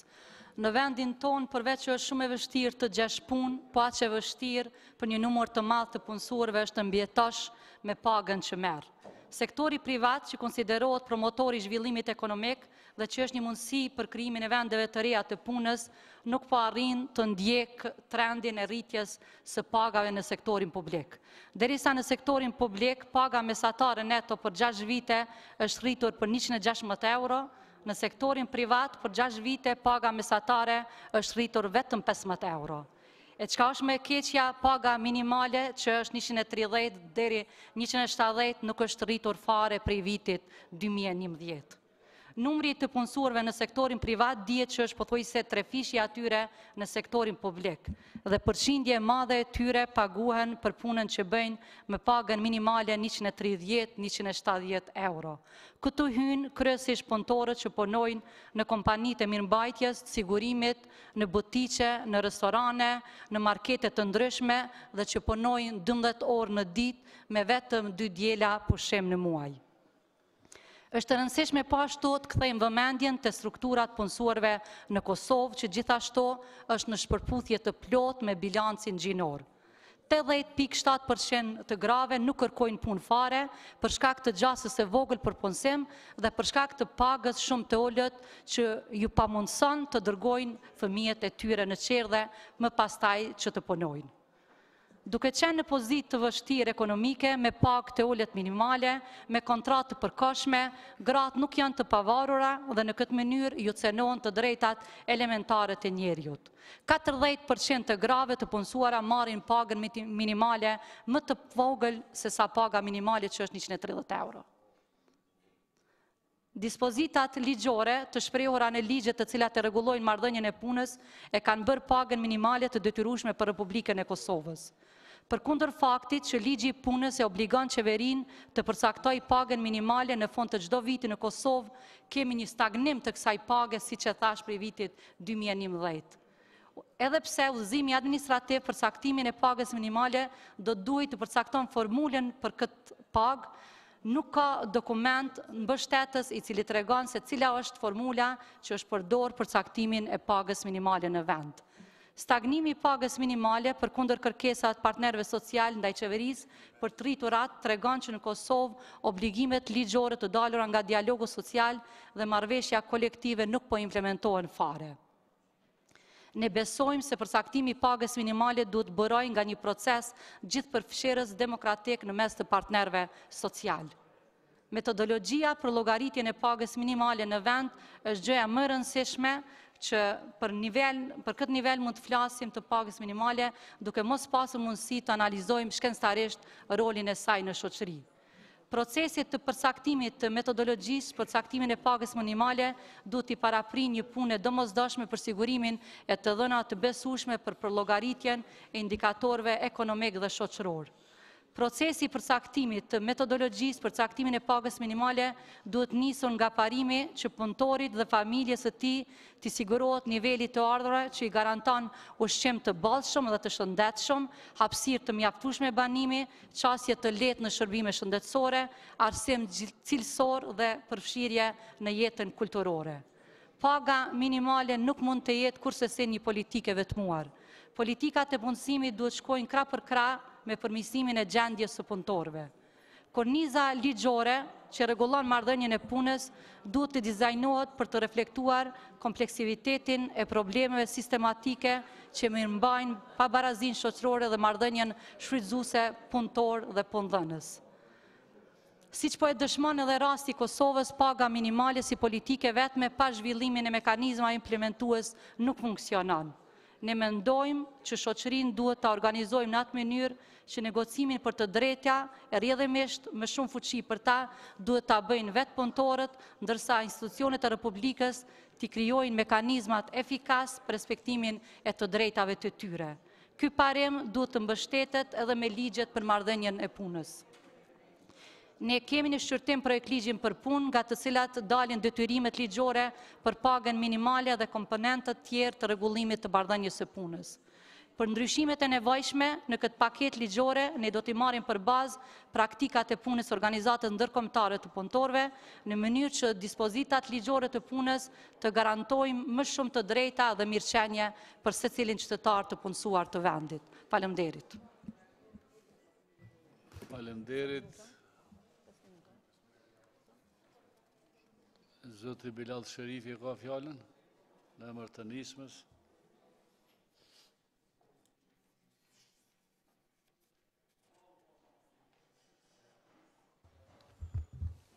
Faleminderit të nderuar kolegë, të nderuar qytetarë.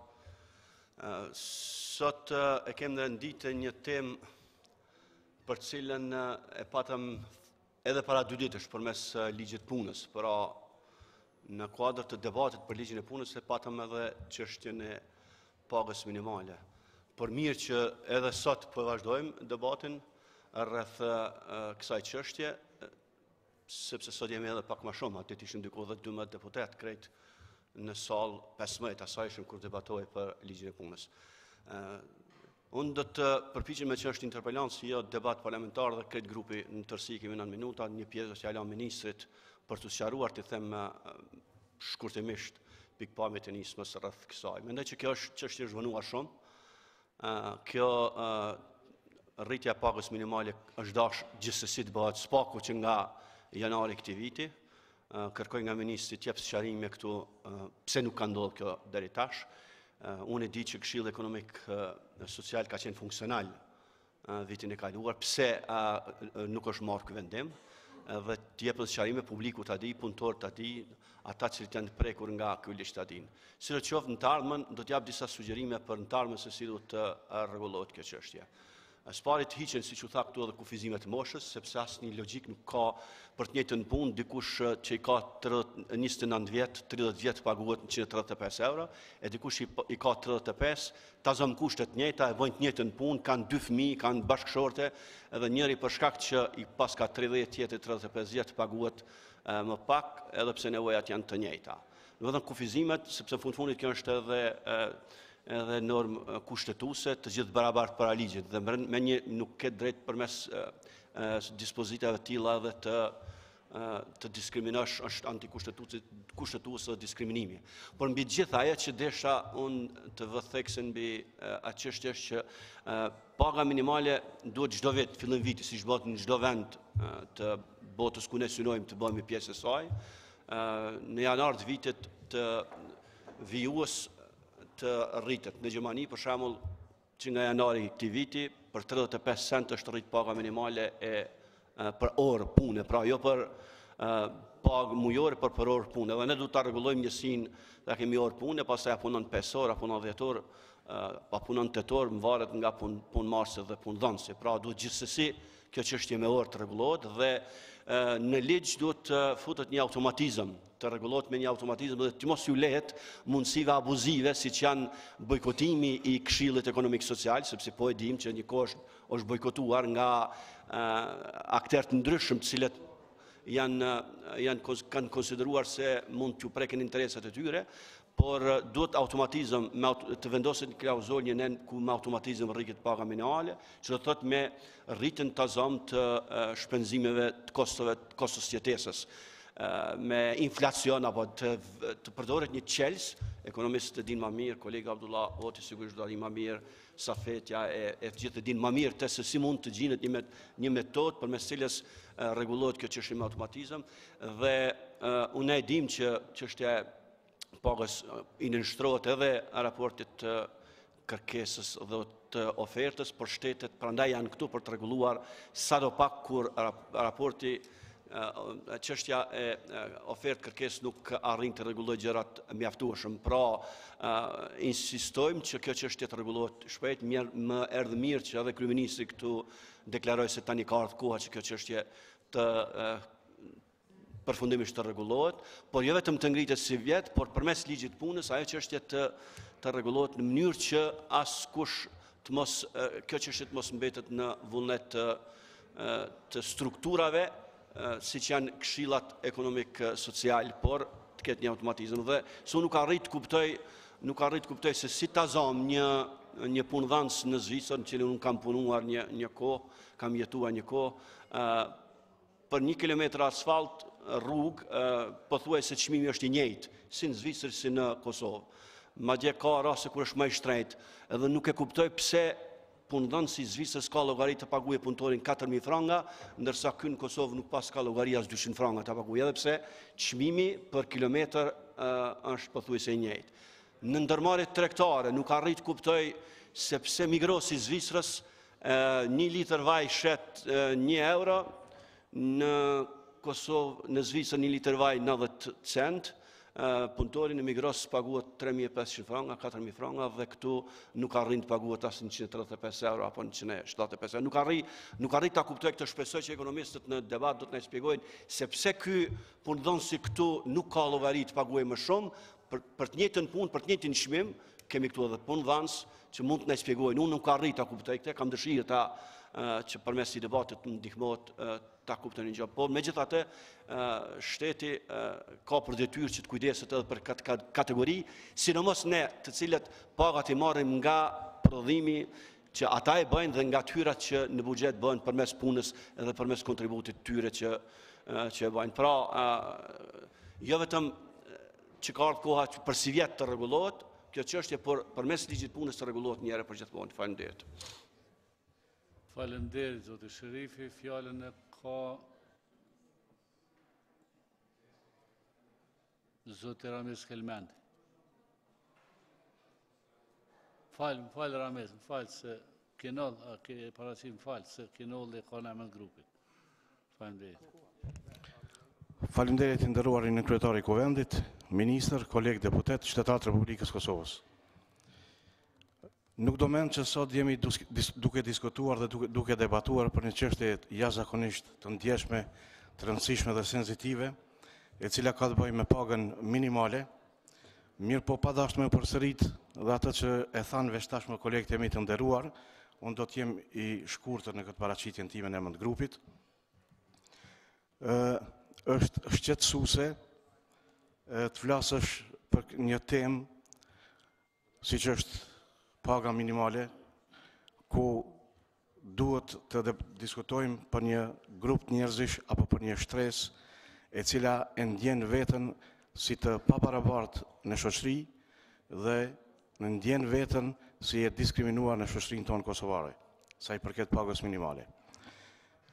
Unë dje dhe pardje kam pas një takim me disa trinë të cilët vinë nga komuniteti rom, të cilët gjatë bisedës dhe gjatë takimit i shprehen shqetësimet e veta, ku ata në sektorin privat janë duke punuar nga 10 deri në 12 orë në ditë, edhe gjatë festave, edhe të shtuneve dhe të dielave. Unë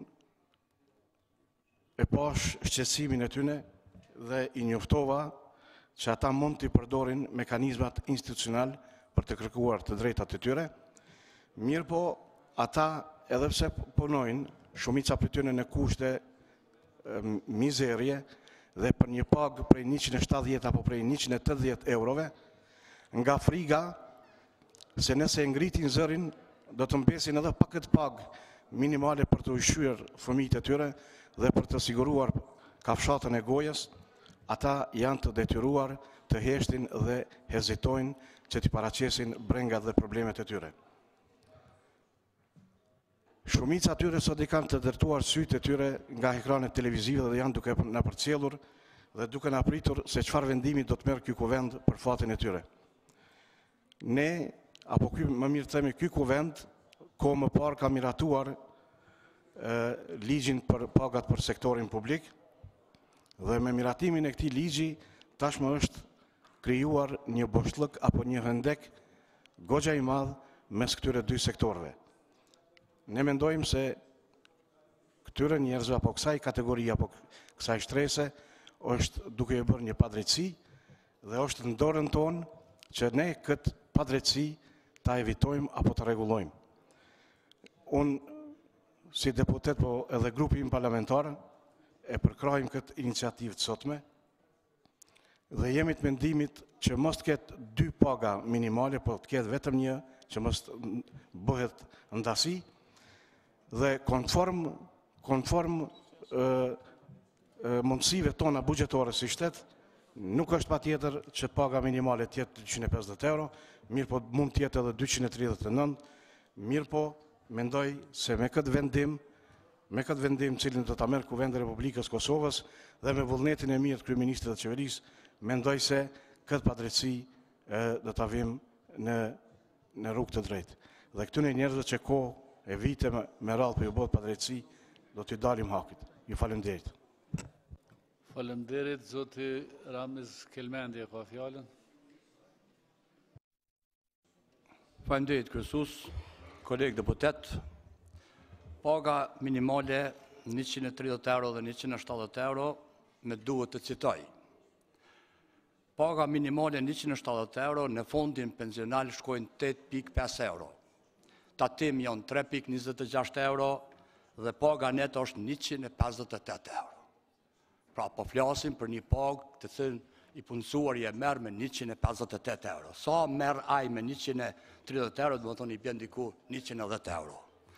Pra me këtë rast, paga minimale ishte dhe është momentalisht shumë diskriminuese për të punësuarin, dëshpëruese për të punësuarin dhe pa të ardhme për punëtorin që të punësohet në Republikën e Kosovës.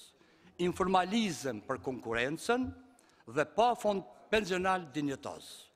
Jo atraktive, edhe për investitorët të jashtëm, sepse një pagë minimale shpeshherë mund të përcaktoj kvalitetin e të punësuarit dhe profesionalizmin e tij. Prandaj investitori edhe këtë e shiqon si bazë për investimet e veta. Paga ardhshme, duke e parë këtë, ish dashur të jetë spaku 300 euro bruto në mënyrë që të përmirësohet tatimi në fondin pensional. Si do të jetojë një pensioner me 100 euro apo me 150 euro pas 40 vjetëve punë? Normalizon pra bazën materiale të punësuarit, bëhet shpresë dhënëse, përmirëson fondin pensional, mobilizon akteret ekonomik, pra dhe kjo do të shërbej se do të mobilizohen akteret ekonomik, rrit konkurrueshmërinë ekonomike, shton efikasitetin e të punësuarit dhe normalisht që duhet edhe qytetarët të përgatiten se do të ketë një kosto të ndryshimit të këtij që duhet të përballohet e që parafërsisht e arrin vlerën diku rreth 80 milion euro në vit. Duhet shtohet për të rritur pagën minimale bruto në 300 euro, duhet të shtohet shumë seriozisht lufta kundër informalitetit, sepse kjo mund të dëmtoj seriozisht prodhuesit e vegjël apo prodhuesit të cilët sapo kanë filluar investimin apo punën. Prandaj, kolegë deputet, qytetarë të nderuar, unë personalisht e mbështes çdo iniciativë që ka të bëjë me rritjen e pagave të punësuarve, gjithmonë duke kërkuar që edhe të shtohet efikasiteti, po edhe të shtohet arsimimi që ata të jenë sa ma profesional në mënyrë që mos nalin në pagën minimale, po të shkuat në paga edhe më të larta edhe më të larta. Faleminderit. Faleminderit. Fjalën e ka Ministri Rëqica.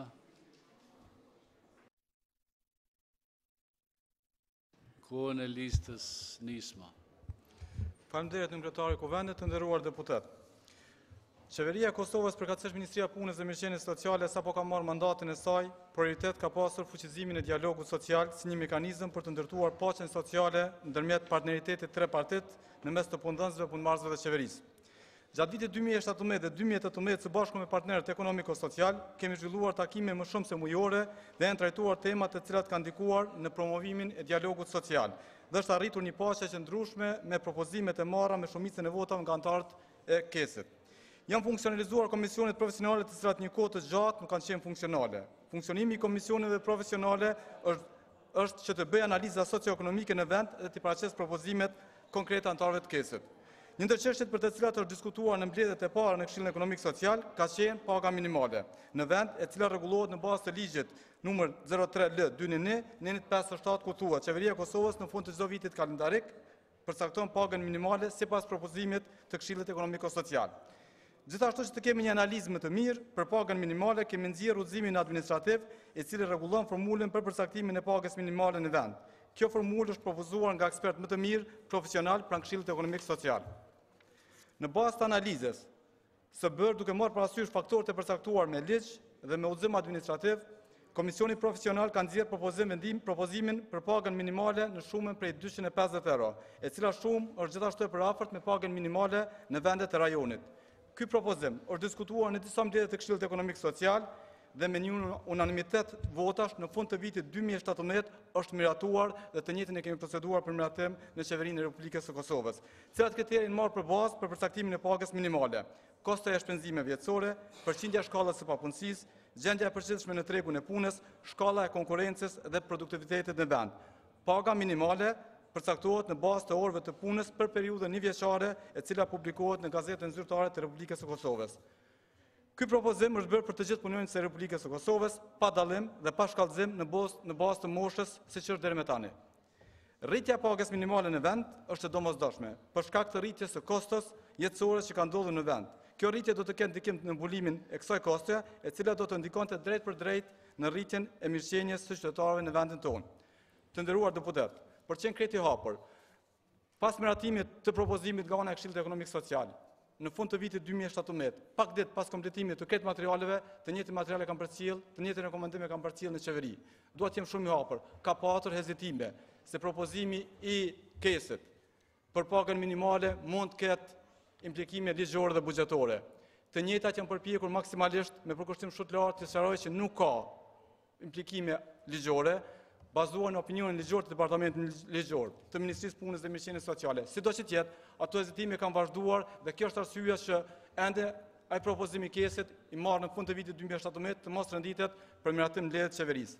Dhe tani jemi në situatë krejt të re. Në fund të vitit 2018, Këshillit Ekonomik Social i ka mbaruar mandati dhe në bazë të procedurave ne kemi filluar shpalljen për kompletimin me anëtar të ri të kesit. Tani kam përfunduar këto procedura dhe dua të informoj se nesër bëhet konstituimi me përbërjen e re të kesit dhe qysh nesër, me herë pas konstituimit, ne do të fillojmë negociatat, do të fillojmë diskutimet për të nxjerrë një propozim apo një rekomandim të ri për pagën minimale, të cilën do t'ia propozojmë qeverisë. Faleminderit.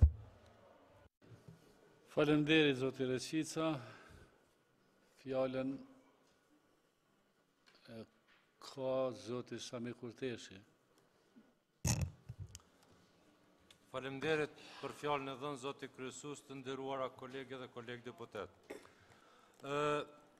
Kjo është një ndër temat kryesore që do duhet ta kishim ne si shoqëri dhe është një temë do të thotë që merr parasysh vetëm një pjesë të realitetit tonë të hidhur. Ne sot po flasim vetëm për njerëz që kanë vend pune edhe marrin pagë.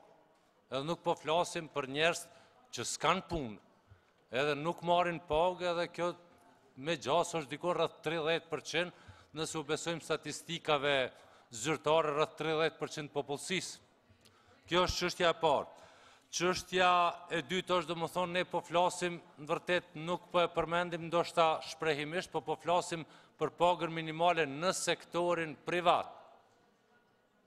jo në sektorin publik. Kjo ka arsyet e veta. Sigurisht, arsyet janë shumë llojshme, mirë po dallimi shumë i madh mes pagave nuk arsyetohet në asnjë mënyrë. Sistemi krijuar ekonomik në të vërtet nuk e lejon një dallim të qartë dhe një arsyetim të qartë. Pse? Sepse sistemi krijuar ekonomik në Republikën e Kosovës në këto vitet e fundit, 20 vitet e fundit, në vërtet nuk është transparent.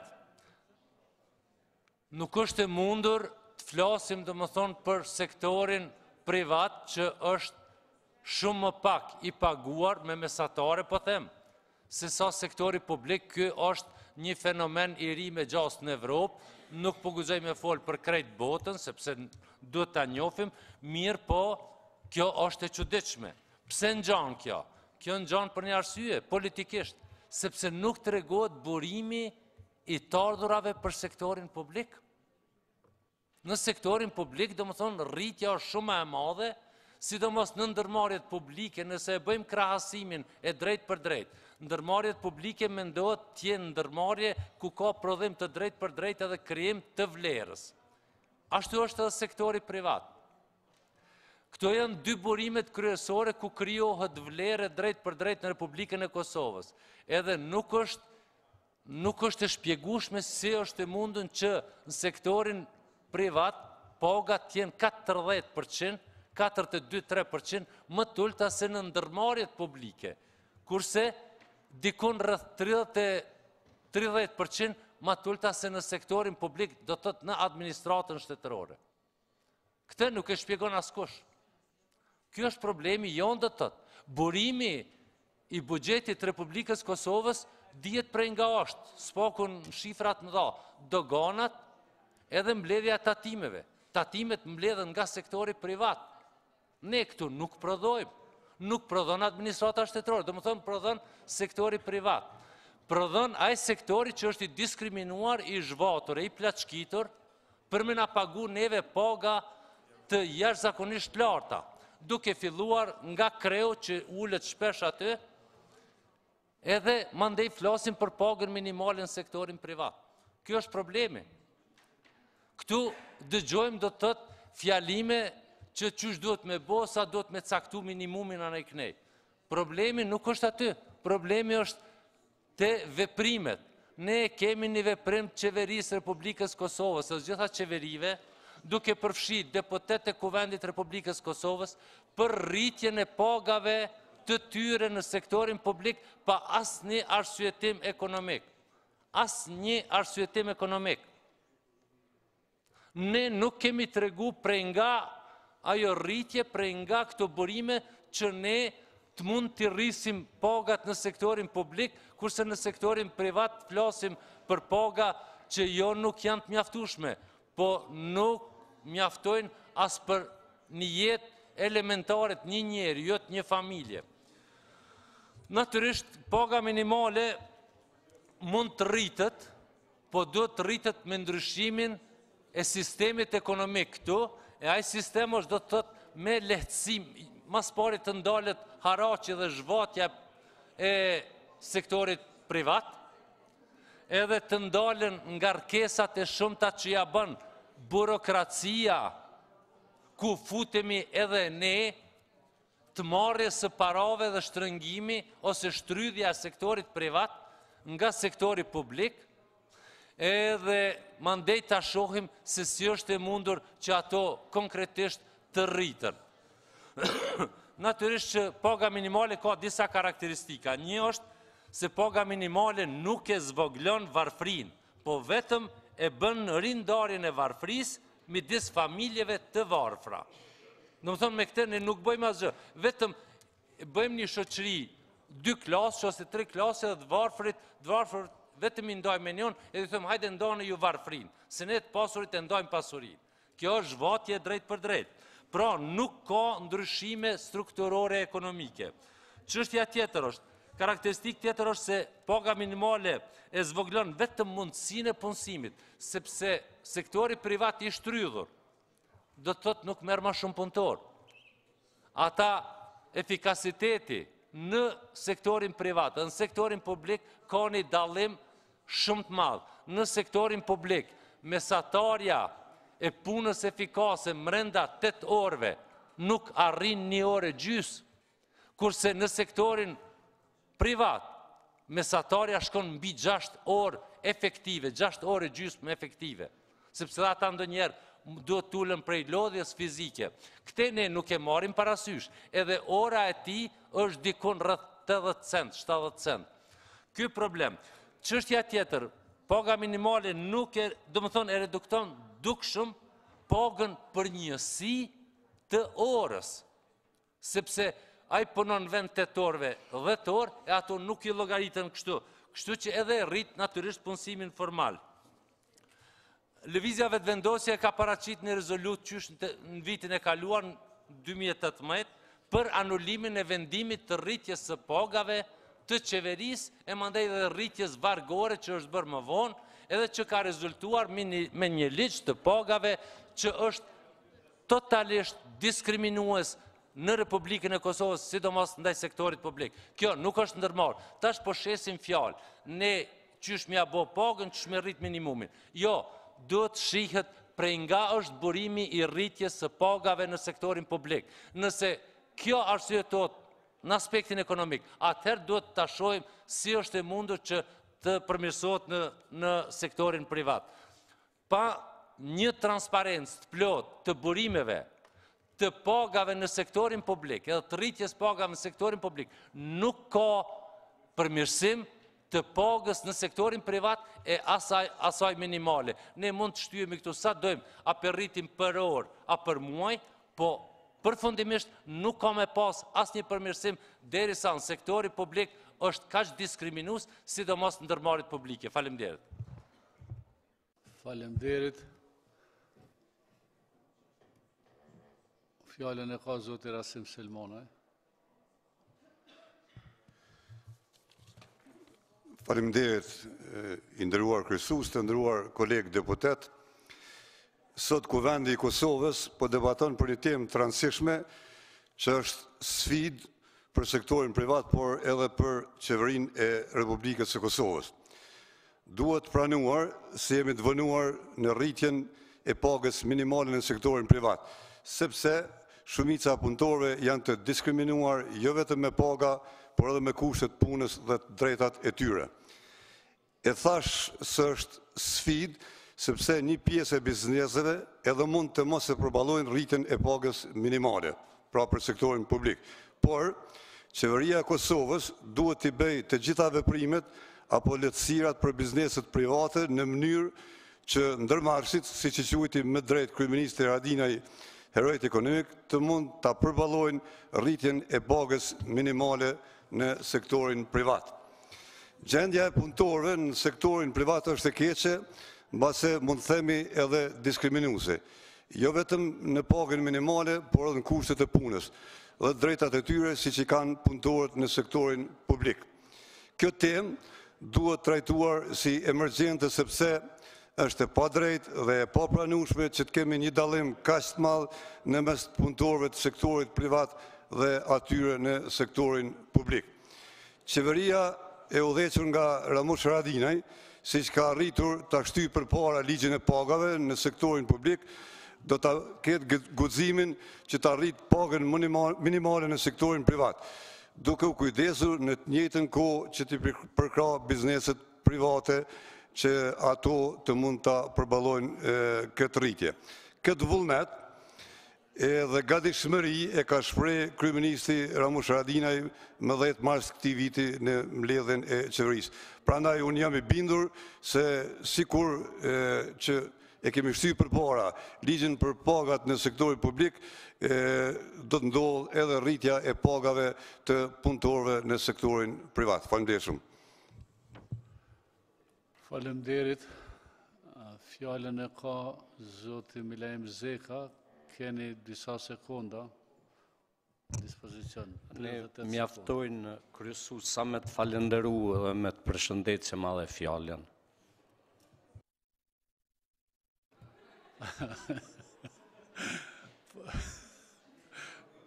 Fjallën e ka zonja Bajrami.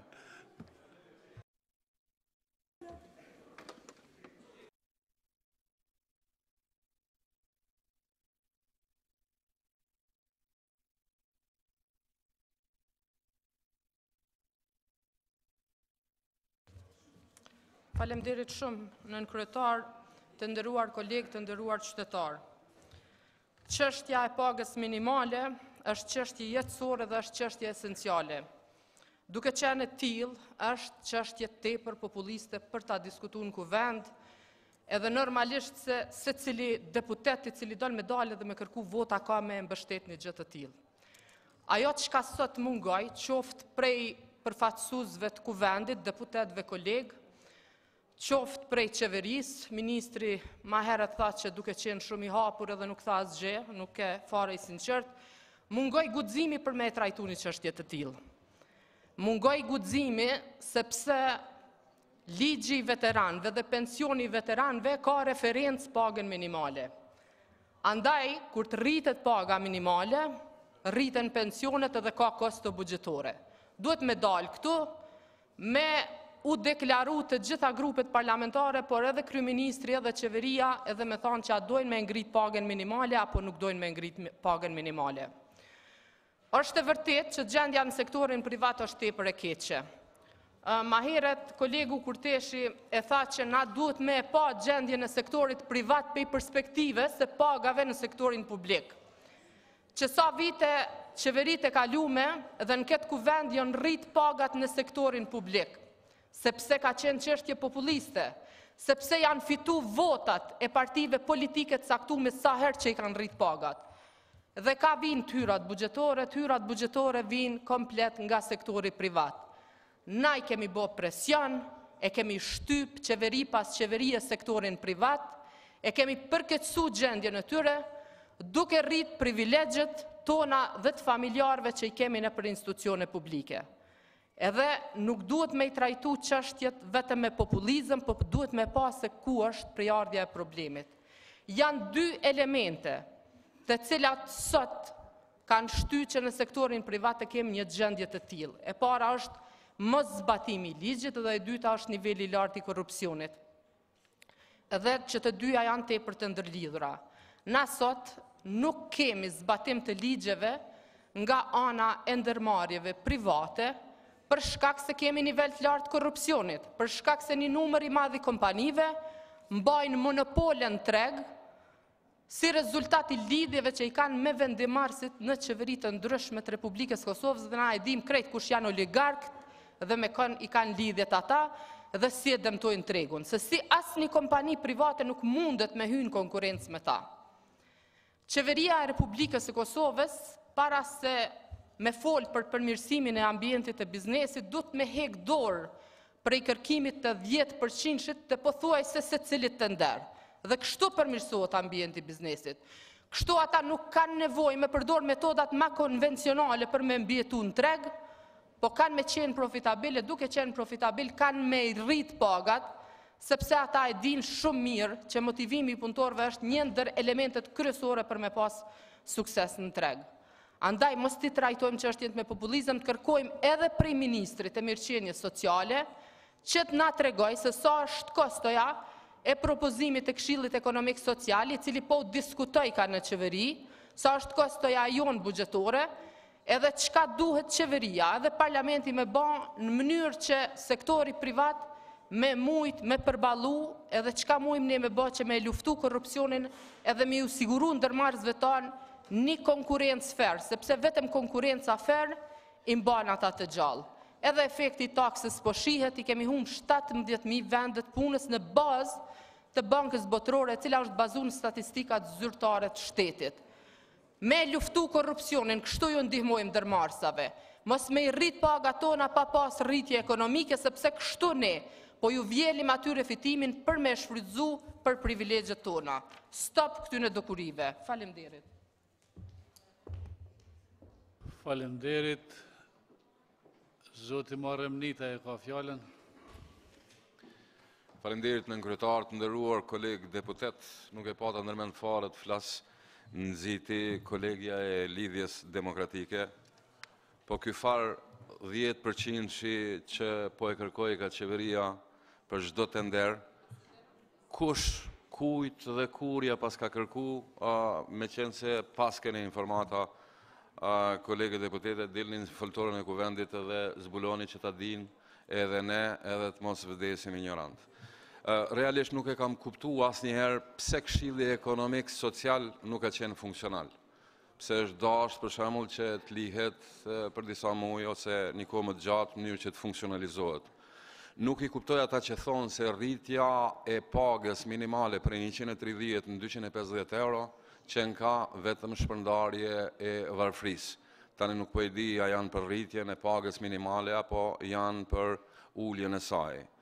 Unë e mbështes këtë rritje, kështu që besoj që është mirë që secili prej nesh ta bëjmë realitet, japim kontributin tonë, të mos flasim shumë, sepse njerëzit vërtet janë në hall të madh. Po thash arsyeja kryesore është pohimi i kolegës në foltorën e kuvendit për 10% që po e kërkoj kanë qeveritarët, ministrat, qeveria, do doja të di kush, kujt dhe kurja ka kërku, dhe nëse i keni këto informacione, pse kolegët deputete nuk i keni dorëzu në prokurori. Faleminderit. Faleminderit. Zonja Bajrami e ka fjallën.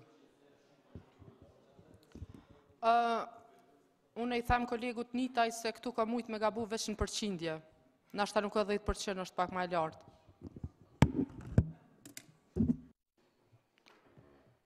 Faleminderit. Fjallën e ka zonja Besa Gagjeri. O Besa. Faleminderit, zoti kryesues, të nderuar kolegë deputet. Republika e Kosovës është Republikë demokratike parlamentare, pra qëllimi jon duhet të jetë përkrahja e sektorit privat, pa ndërhyrjen e rregullimin e tregut të lirë. Por ne kemi obligim që të merremi me qytetarët tonë të cilët punojnë në tregun privat. Jo vetëm pagën, të diskutojmë për pagën minimale apo për pagën e përgjithësi, por koha është që sektori privat të respektoj ligjin e punës pra për trajtimin e punëtorëve. Punëtorët në sektorin privat paguhen shumë më pak se në sektorin publik. Punëtorët në sektorin privat punojnë deri në 12 apo 13 orë. Nuk kanë ditë vikendi. Nuk kanë pushim dietor, nuk respektohet as pushimi mjekësor, nuk paguhen për festa, nuk kanë sigurim shëndetësor, nuk kanë sigurinë e punë, e të tjera. Pra, nuk është çështja vetëm se të ardhat janë minimale, por digniteti këtyre punëtorëve është i përdhosur, i shfrytzuar dhe i shantazhuar, për shkak se në Kosovë është vështirë ta gjesh një vend pune. Andaj, klasa punëtore në sektorin privat është e diskriminuar në raport me sektorin publik. Kësaj duhet t'i vije fundi. Nuk qëndron ajo se me rritjen e pagës minimale shkurtohen vendet e punës, sepse respektimi i ligjit, në bazë të respektimit të ligjit pra luftohet informaliteti dhe shtohet punësimi. Ne tani kemi kompani të konsoliduara në Kosovë, dhe është e papranueshme që këto kompani nuk janë të gatshme që të jenë korrekte, pra me klasën punëtore në Republikën e Kosovës.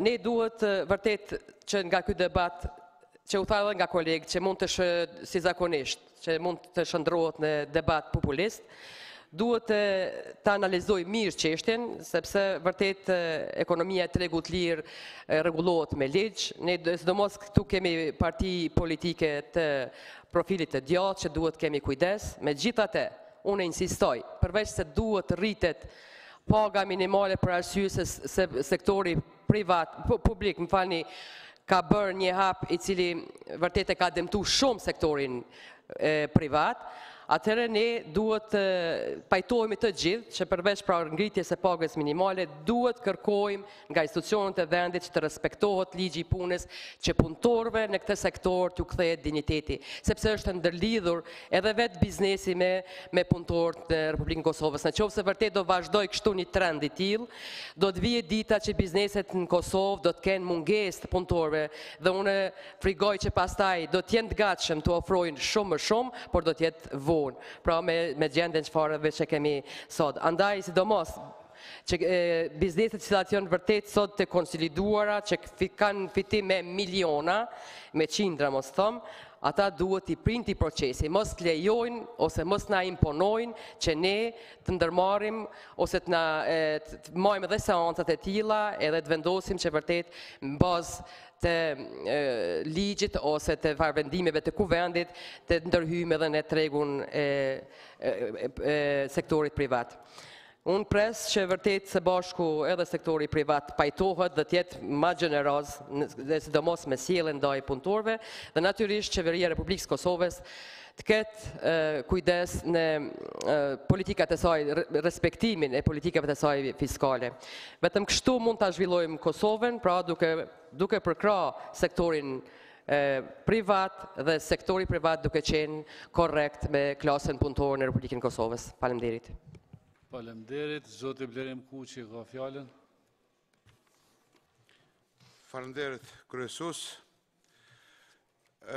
U tha shumë, po ajo që ka më pëlqej është sot fjalimi i zojës Besa Baftiu, sepse pat një fjalim vërtet në konform debatit që ushtru edhe sot. Ajo që mbori përshtypje është ish ministrja, e cila shërbehet me dhona jo të sakta edhe çdo herë shkon në këtë formë. Ka qenë ish ministre edhe dhonat e bankës botërore i përmeni, por nuk e tha deklaratën e fundit bankës botërore që nuk qëndron çështja e humbjes së vend punës. Na edhe me ligjin për buxhet, të cilë kemi votu sot para shumë kohë në kuvend, thuhet që si pas trusit, dhonat të trusit, edhe të ATK-s, që janë dhonat më zyrtare të këtij vendit, vendet e punës për vitin 2018 janë rrit diku rreth 18.000 vende të reja të punës. Mënyra e të folnit, mënyra e dhonave jo të sakta nga ish ministra tregon edhe për pasaksin që e tha në fjalimin lidhur me qeverinë. Nuk kemi nevojë ta shtrojmë sikur zoti Nitaj që tha a duhet i besojmë apo do të shkojmë në hetuesi, po kjo qëndron e pasakt sepse kjo e tha dhona pasakta për çështjen e papunësisë. Po ashtu, unë e kuptoj këtë rivalitetin mes LDK-s dhe PSD-s. Mirë po ju keni ngrit një çështje, një debat për çështjen e ndarjes së trive apo migrimit të trive. Ky vendim, ky përcaktim i joni për rritje të pagës minimale kontribon migrimit, ndaljen e migrimit të trive. Tash po bin LDK në kundërshtim me konceptet e veta. Me një anë kërkojnë me ndalë trit me lëshu Kosovën, me ndalë migrimin e trive, në anën tjetër kërkojnë që mos të ketë rritje të pagës minimale. Këta nuk e kuptoj, mund të kuptoj rivalitetin për këto debate mes PSD-s dhe LDK-s, po asesi zojen ish ministre, e cila bazohet edhe thot dhona pasakta. Edhe njerë, banka botërore e ka dhënë një deklarat ku e kundërshton atë opinionin që LDK tash që sa kohë e jep lidhur me zvogëlimin e numrit të papunësueshmëve. Sipas ATK-s dhe Trustit, që janë dy institucionet më zyrtare, kemi rritje për 18.000 vende të reja të punës për vitin 2018. Po ashtu edhe treguesit ekonomik janë gjithashtu konform kësaj çështje. Faleminderit shumë. Faleminderit, zonja Bajrami, replik ose fjalën se keni minutazh të mjaftueshëm. E para, nuk jemi kundër rritjes së pagës minimale, askush nuk e tha këtë. Asnjëherë nuk kemi qenë, jemi kundër korrupsionit i cili mundson ndërmarrjeve që me pas progres edhe me rrit pagën minimale. E dyta, unë shërbena me statistika zyrtare, tash si ju nuk jem qeveri me i thirë prej prokurorëve e kryeshefave të agjencionit me ju raportu në për zyre, për besë, na as nuk e kemi praktiku kur kemi qenë qeveri, as tash i lexojmë dhonat që publikohen. Faleminderit. Faleminderit, ku në replikë, zoti Kuqi. E para po ikë çështjes kryesore që dhanë një dhënë pasakt, lidhur me çështjen e të punësimit. Do më thënë edhe njerë po konfirmoj se në vitin 2018 nuk është e vërtet që ka pas ulljet e çështjet të ulljet e punësume, po ka pas rritje. Edhe ato shumë shifra është 18.000 të punësuarisht. Kjo në të dhonat e sakta nga institucionet tona, të cila është ATK dhe trusti.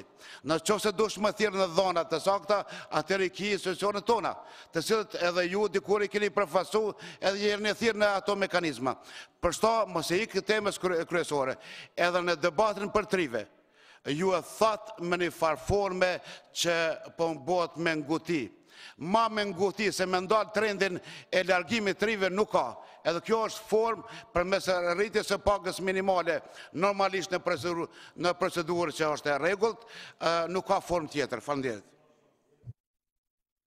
Faleminderit, zoti Hoti ka fjalën. Faleminderit, kryesuesi i seancës, të nderuar deputet. Unë nxjerra edhe shifrat prej zyrtare, prej Agjencionit Statistikave dhe prej trusit pensional. Po filloj me këto të fundit, statistikën nga trusi pensional të regojnë që në 2018 ka 7.000 veta më pak kontribus në trusin pensional se sa në vitin 2017. Të në dhona zyrtare. Dhona zyrtare gjithashtu janë që paga mesatare në sektorin publik është 35% më lartë se sa në sektorin privat. Kjo është anomalia ma madhe që mundet me ekzistu në një ekonomi tregu. Ne presim që në ekonomit e tregut pagat në sektorin publik me qenë njëta ose ndoshta më të ulta se sa në sektorin privat. A ka qenë kjo diferencë edhe në kaluamën? Sigurisht që ka qenë. Po ka ardhur duke u përkeqësuar me kalimin e viteve, veçantinë e vitet e fundit. Përpara kjo diferencë ka qenë vetëm 17%. Pra paga në sektorin publik kanë qenë 17% më të lartë se sa në sektorin privat, tash kanë mrinë në 35%.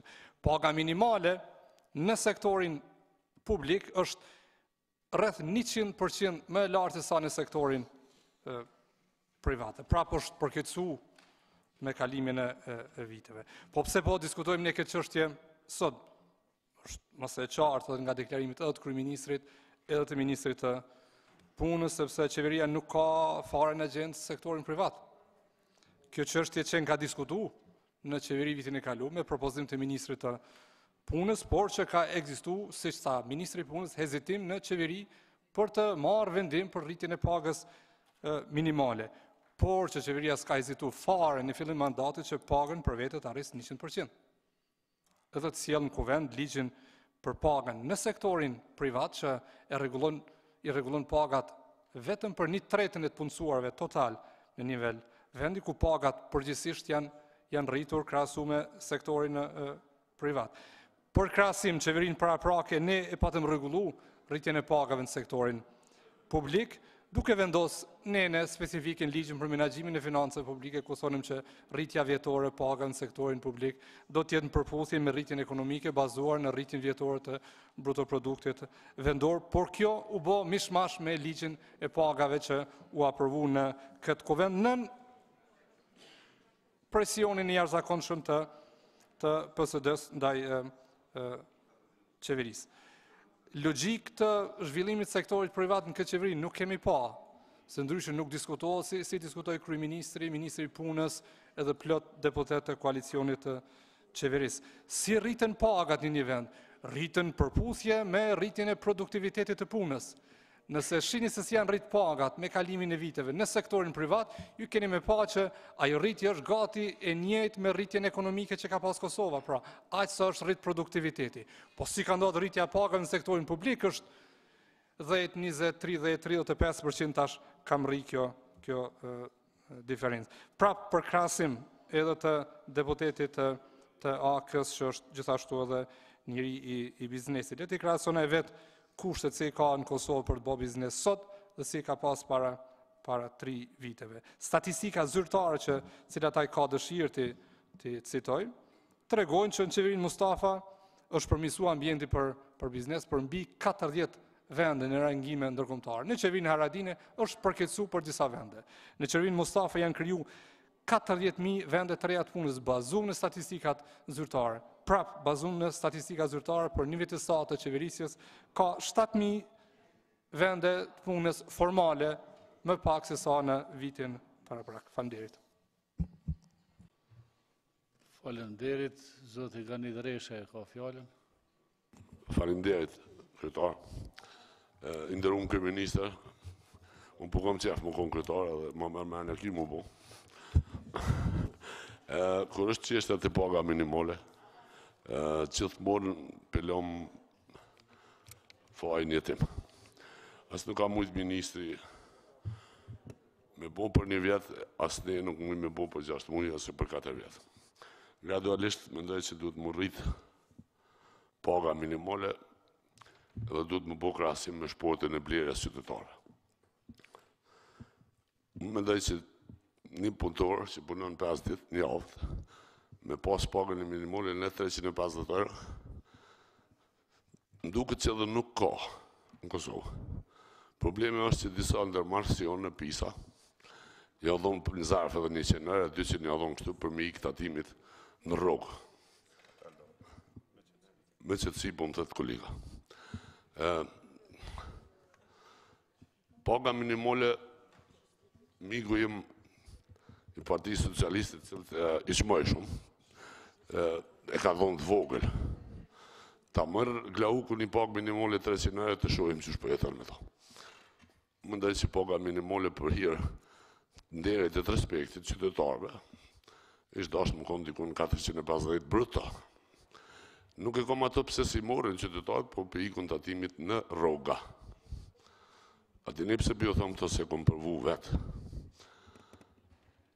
Ona tjetër është, na po folim për paga minimale dhe po mënojmë më bo ligje për 17 muaj qeverisë Haradine. Unë mendoj që dikon 1800 ka pas sigurim shëndetësor në shtetet zhvillume. Na po ikum aty ku po na prek. Po ble që s'kemi pagë minimale, po s'kemi as sigurim shëndetësor. Ka njerë përsho vetin masi po dalë të shpia në media, që dora në zemër këto që ka për e folin nuk e kom su në gjuhën Shqipë. Po në di me krasu si kontrollohet sigurimi social dhe sigurimi shëndetësor, edhe këte i kuj ka duhet shteti. Një shtet euroatlantik demokratik, që është Kosova. Më bo lazim njerëzit që i ka 6 hektar tokë. I ka 2 traktora më mërë social, e aj që i ka me të vërtit nevojnë nuk e merë, është keqë. Bësa dhe diaspora, ka do që i morin, edhe këtu e shpedzojnë, morin e pension, po është e keqë. Për rritjen e papunësisë, ti thëmë 2-3 fjallë, papunësia nuk është rritë Kosovë. Papunësinë e kemi bon na ishtë qeverit e kalume, se i kemi lonë njerëzit, jo kemi dhonë kandidim sociale veteranve, për mu janë gjithë vërtet, po nëse si janë vendosë gjykata, e ata veteranë që kanë dhonë gjymtyot e vetë, ata s'kanë drejtë më punu në firma private. Dhe më thoni kemi bon varën prej socialit, se nuk është ajo një ndihmë e modhe, po dora në zemë është një social dhe është një rrugë që kanë meritu me njëse, me lufte, me pluma, që ka bo shteti për ta, po shteti kush se si s'ka drejt një ndërprej, drejtën e tyne për me përmisu jetën, edhe me morë edhe të Gania ose të Zoti Kelmendi dhe 300 euro. Se na mungon fuqia punëtore e vetëdijshme, e sa për ikje edhe emigrim, unë për kalëzej ku kom shku për Gjermani ka qenë Akropolisi me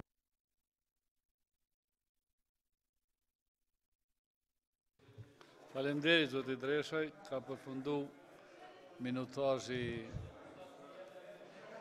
grupit ju parlamentar. Nuk ka tjerë të paraqitur, fjallën e ka Kryeministri i Kosovës, Zoti Ramush Haradinaj, në qoftë se e dëshon. Zoti Haradinaj, e keni fjallën.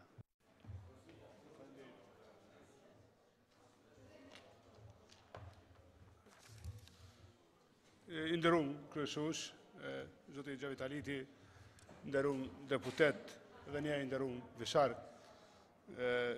koleg ministra, ma herët ishin disa. Ju ndëgjova me vëmendjen diskutimet e juja, qeveria që heqi ka, do të thotë, nuk është e përkryme, ka vonesha, ka ngeqe. Une kam gjetë në tavolinë të punës, sekretar qeverie plot tema, ndërto edhe kërkesat e vazhdueshme për rritjet pagave, veç e veç në për sektor që shedini. Edhe për kundër faktit që vendimet e para të rritjes pagave kanë qenë vendime të kritikume, fatmirësisht po thëmë, kemi ardhur deri në moment vërtet i vlefshëm, për herë të parë pagat janë rritë sektorin publik, me përjashtim të këtij qeverisë ju ka zvoglu, po janë rritë me ligj. Pra është hera parë në historinë qeverisë tonë që kemi ligj për pagat në sektorin publik. Ky nuk është një ligj që i atribuohet vetëm kësaj qeverie, është rezultati i Kosovës, e do ta kenë të armën të gjithë. Pra, çdo qeveri e ka këtë ligj, edhe fatmirësisht, edhe pse nuk është një ligj i përkryem, se ka në lëshim, megjithatë ka vendosur një rregull në respektimin e të gjithë atyre që shërbejnë në sektor publik. Sa i përket pagave në sektor privat, padesh me thonë çka kemi bënë për ekonominë, ne flasim për gjendje të vitit 2011. Sikur të ishte përdor një matematike thjesht për një rritje 5% për çdo vit pagës minimale, në 8 vite do të ishte 40%. Po qeveritë e mëhershme nuk kanë lëviz hiç, e kanë lënë flajtun, arsyet i dinë vetë, edhe është e pa shpjegueshme me thonë se rritja e pagave të qeverisë atë gjyqtarëve atë sektorit publik e ka shkaktuar këtë. I ka ardhur koha mas 8 vjetë mu trajtu edhe kjo temë. Nuk e komunal na i kanë mi trajtu para meje, pra të paktën me kompenzu, sikur në 16 kjo të kishë ndodhë, do ta kishim një situatë 16. Në fakt, nga vitit 2011 kjo temë nuk është prek. Sot parlamenti e ka mundësinë të kërkon ose të rekomandon ose të insiston në marrjet një vendimin për puthje me ato që ka ndodhur. Janë rrit pagat në sektorin publik, pra janë rrit. Në vazhdimsi në vite nga 2011 merr në pagën e atëhershme në sektor publik, kur ka qenë paga minimale 130 edhe 170, ju shumica një ekonomistë dhe fatmirësisht jeni, me ne këqyrë si ka qenë paga në sektor publik, atëherë. Paga në sektor publik është rrit në vazhdimsi, jo vetëm marrjen time, po nuk është prej kur nga asnjë qeveri paga në sektor privat. Edhe ju lush ta ruajmë një farë kredibilitetit diskutimit. Unë më kon fajtor për plot sene, po si un fajtor pejt 11-s deri në fund 17-s, kur e kam marrë detyrën që sa prek paga në sektor privat, a në të njëjtën kohë keni rrit paga në sektor publik. Hera parë që shqyrë fatmirësisht tona, pasi e kem stabilizuar sektorin publik, po muj me u kthye edhe me reflektu edhe që ka ndodhur në sektor privat. Edhe këta prapë po thëmë nuk po e bëj unë, po e bën Kosova, se ato e në pare njerëzve të Kosovës, vendimet të Kosovës, institucionet të Kosovës. Nesër, nuk e di mas 8 vjetë kush ka me konë qeveri, po nëse asnjë vendim s'merret dhe atëherë, me siguri, një qeveri e mas 8 vjetë ka mu detyru mu marrë me vendimin tonë. Sotshëm, ose të kësaj periudhe kohore. Pse po i foli këto? Shiqani, une kam provue me i marrë kontributet e juja në mënyrë që t'i krymë disa punë të Kosovës. Para një kohë parlamenti në ka obligu me i mbyll lojrat e fatit. E ka marrë një vendim, në ka obligu, kemi marrë vendimin. Parlamenti ka peshë për kundër faktit që është komisioni, fali Këshilli Ekonomik Social, për kundër faktit, edhe sugjerimet e juja kanë peshë. Unë e përmenda ma herët 239 euro edhe përmenda koeficientin një. A dini pse? Nëse na mojmë një vendim sot pa e marrë koeficientin bazë, mas do viteve, ky mund stagnon, ndërsa paga në sektor publik rritën çdo vit me koeficient njëjtë, ose 4 ose 5%, çdo qeveri duhet t'i rritë realisht. Do mendoj që prapë edhe vitin që vjen, çdo vit pa i prisgjidhje, duhet me rrit. Ka se rritet çmimet, rritet inflacioni, rritet kosta e shportës ose jetesës, edhe është e logjikshme. Atëherë nëse e merrni ju koeficientin ne, nëse rastisht e marrim si piknisje, atëherë çdo vit obligohet me ecë me koeficient. Pa nuk është 239, nëse vendosim si vjet 239. Nëse ky koeficient ku i rrishim pagat, për shembull na, e mrin 239, që po e zonë 245 a 250, atëherë na ja mundsojmë sektorit privat me ecë me një dinamik të njëjtë krahasuese me sektorin publik. Nuk mendoj që duhet me konë shkencëtar me kuptue pse është me rëndësi kjo. Sikur të kish pas një ligj 2011, atëherë çdo herë edhe sikur të kish pas një shifër krahasuese bazë ligjit me një koeficient, nuk ish mbet paga minimale 130 euro ajo e 2011, po sot do ta kishim pagën minimale dikun të krahasuar me koeficientin tazon, që mund të ishte një tjetër. Unë e thash më herët dhe vërtet mendoj që sektori privat fashtë duhet ta kupton këtë. Duhet ta kupton. Pse po them duhet ta kupton? Nuk është kjo qëllimi yni me ja bo ligjin atyne supermarshve që me nxi japin rrogat. Ka plot për tyne që nuk fitojnë shumë, zore kanë me dhonë rrogat, kur të vjen i parja, i dyti, unë e di që ata janë në siklet ma. Edhe jemi ofrua prej fillimit për një dialog të përhershëm me supermarshit tonë, me odat, me këtë organizimet ekonomike, dhe i falenderoj për një partneritet me ta. Të gjitha ato politika fiskale, të dakordume ma herë, të kemi zbatu me herë, që mi aletësuet bërit biznes edhe punën. E pranoj që na kemi sfida me korupcion, kemi sfida tjera në rëndë ligjë, nuk janë të sotit, besoj, të gjithë dim që ato kanë egzistu edhe në kohët e qeverisës para prake, kjo nuk është një amnisti për këtë qeveri, ne du të mu përballë me korupcionin, po nëse dikush donë me mbinë mu, ose zonja ministre, ose një minister, që në qeverin Mustafa nuk ka pas korupcion, nuk me nëjë që jo mirë me folë ashtu, jo se ka pas, nuk e dhja ka pas e me pas ka në prokurori, po kur të ka korupcion, janë prokuroria, janë gjykatësit, vetë prokurorës jam edhe që më bona herë, po du me thënë një lutem, mërë në këtë temë, ta krymë zbashko, pra unë jam interesu me i kry dhe do tema tjera, edhe besoj shumë që si përmarsit do të na kuptojnë. Ajo që po ashtu është tepër më rëndësi, po së pagës, zbatimi i ligjit të punës, i drejtave në punë, drejtave të punëtorve, inspektimi, duhet më rritë. Pra, jo veç informaliteti, po edhe kushtet e punës, drejtat e punëtorve në punë, duhet më rritë që në bo 20 vjetë, nuk jemi më në atë kohën e emergjenca, bashkë si ka qenë dikur që me vlejt kaosi, duhet me shku, ka një normalitet më i madhë, ka një normalitet më i ligjor. Ju falenderoj fra grupin parlamentar për çdo për thirrjen e kësaj interpelance. Falenderit zoti kryeministër, fjalën e ka propozuesi i interpelancës, zoti Visar Ymeri si propozues, të keni fjalën dhe sa ka. Falenderit kryesues. Keni 5 minuta. Falenderoj të gjithë deputetët që marrën pjesë në këtë diskutim, falenderoj pashtu edhe kryeministrin që edhe me faktin që u pajtua me temën në përgjithësi, me kërkesat edhe me fjalët e tij në të dyja rastet. Konsideroj që është jashtëzakonisht e rëndësishme që të aprodhojmë një rezolut bashkë, ne si kuvend, në të cilën do duhet të trajtoheshin disa prej çështjeve të cilat të diskutuan këtu, pra edhe masa konkrete që i kemi kërkuar dhe po i kërkojmë si deputet, po pastaj edhe masa të cilat efektin e zbatimin do ta kishin pak më afatgjatë, sepse natyrisht që po flasim për një çështje ose rreth një çështjeje e cila nuk është as problemi i vetëm për sa i përket mënyrës se si trajtohen punëtorët në Republikën e Kosovës, e as që do ta zgjidhte këtë problem me një masë caktuar. Mirë, po paga minimale megjithatë është shumë e rëndësishme. Pra është e rëndësishme për shkak se përmes pagës minimale dhe pagës mesatare në sektorin privat, atë që e përmendi edhe kryetari i grupit parlamentar të Lidhjes Demokratike të Kosovës, më së miri mund të kuptohet për mendimin tim atë që quhet marzha e eksploatimit ose shfrytëzimit të punëtorëve në Republikën e Kosovës. Pra sa krijon punëtori vlerë me punën e vet dhe sa merr si kundër vlerë në formë të pagës.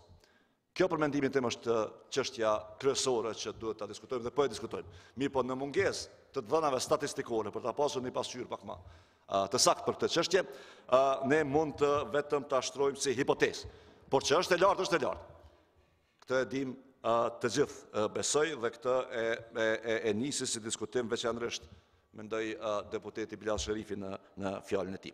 Sidoqoftë, do ta qartësoj një gjë që dëgjova këtu prej deputetëve. Është e vërtetë që paga minimale ka qenë me ligjin për veterantë e lidhur me kompenzimin mujor për veterantë e luftës. Mirë, po kjo lidhje është heq në amandamentimin e këtij ligji në vitin 2016, në të cilin në 18 ati ligji është fshirë komplet nga teksti i ligjit, që ka qenë drejt përse drejt i lidhur me këtë. Pra tash me ligjet fuqit nuk është kjo më e lidhur. Edhe këtë besoj që nuk duhet ta përdorim si argument kundër pagës minimale. Mes nuk qëndron, pra nuk është e vërtetë, për ta thënë më qartë. Rezolutat që kemi propozuar ne duhet ta ndryshojmë. Pra duhet ta ndryshojmë edhe si reflektim i debatit që dëgjuam sot, dhe duhet ta ndryshojmë edhe si reflektim i ndryshimit rrethanave. Pra përmenda unë që ajo tekst rezolut ka qenë i propozuar në fillim të këtij viti dhe që prej atëherë për çështjen kanë ndodhur disa gjëra të cilat duhet t'i marrin parasysh. Mirë, po një prej çështjeve që mendoj në çështje jashtëzakonisht e rëndësishme është që ne si kuvend duhet ta miratojmë një kërkesë obligative për qeverinë, që në një afat normal, për shembull brenda 30 ditëve, gjithsesi ta marrë vendimin për rritjen e pagës minimale. E dyta pastaj, ne mund të sugjerojmë shuma dhe shifra, po natyrisht që kjo është vendim i Këshillit Ekonomik Social dhe i diskutimit aty në mes të triapalëve, pra përfaqësuesve të sindikatave, përfaqësuesve të shoqatave e odave të biznesit, si dhe përfaqësuesve të qeverisë në të. Ata duhet ta nxjerrin shifrën përfundimtare të propozuar për ligjin për pagat dhe pastaj qeveria ta zbatoj të njëjtën. Çështja e tretë që mendoj që është jashtëzakonisht e rëndësishme është që domosdoshmërisht duhet të hiqet ky niveli dyfisht i pagave minimale, pra sipas moshës. Unë nuk mendoj që duhet të ketë diskriminim në paga as sipas moshës, as sipas gjinisë. Ata që bëjnë punën e njëjtë duhet paguhen në mënyrë të njëjtë, pavarësisht çfarë moshe kanë, pavarësisht çfarë gjinie kanë, pavarësisht çfarë emri kanë.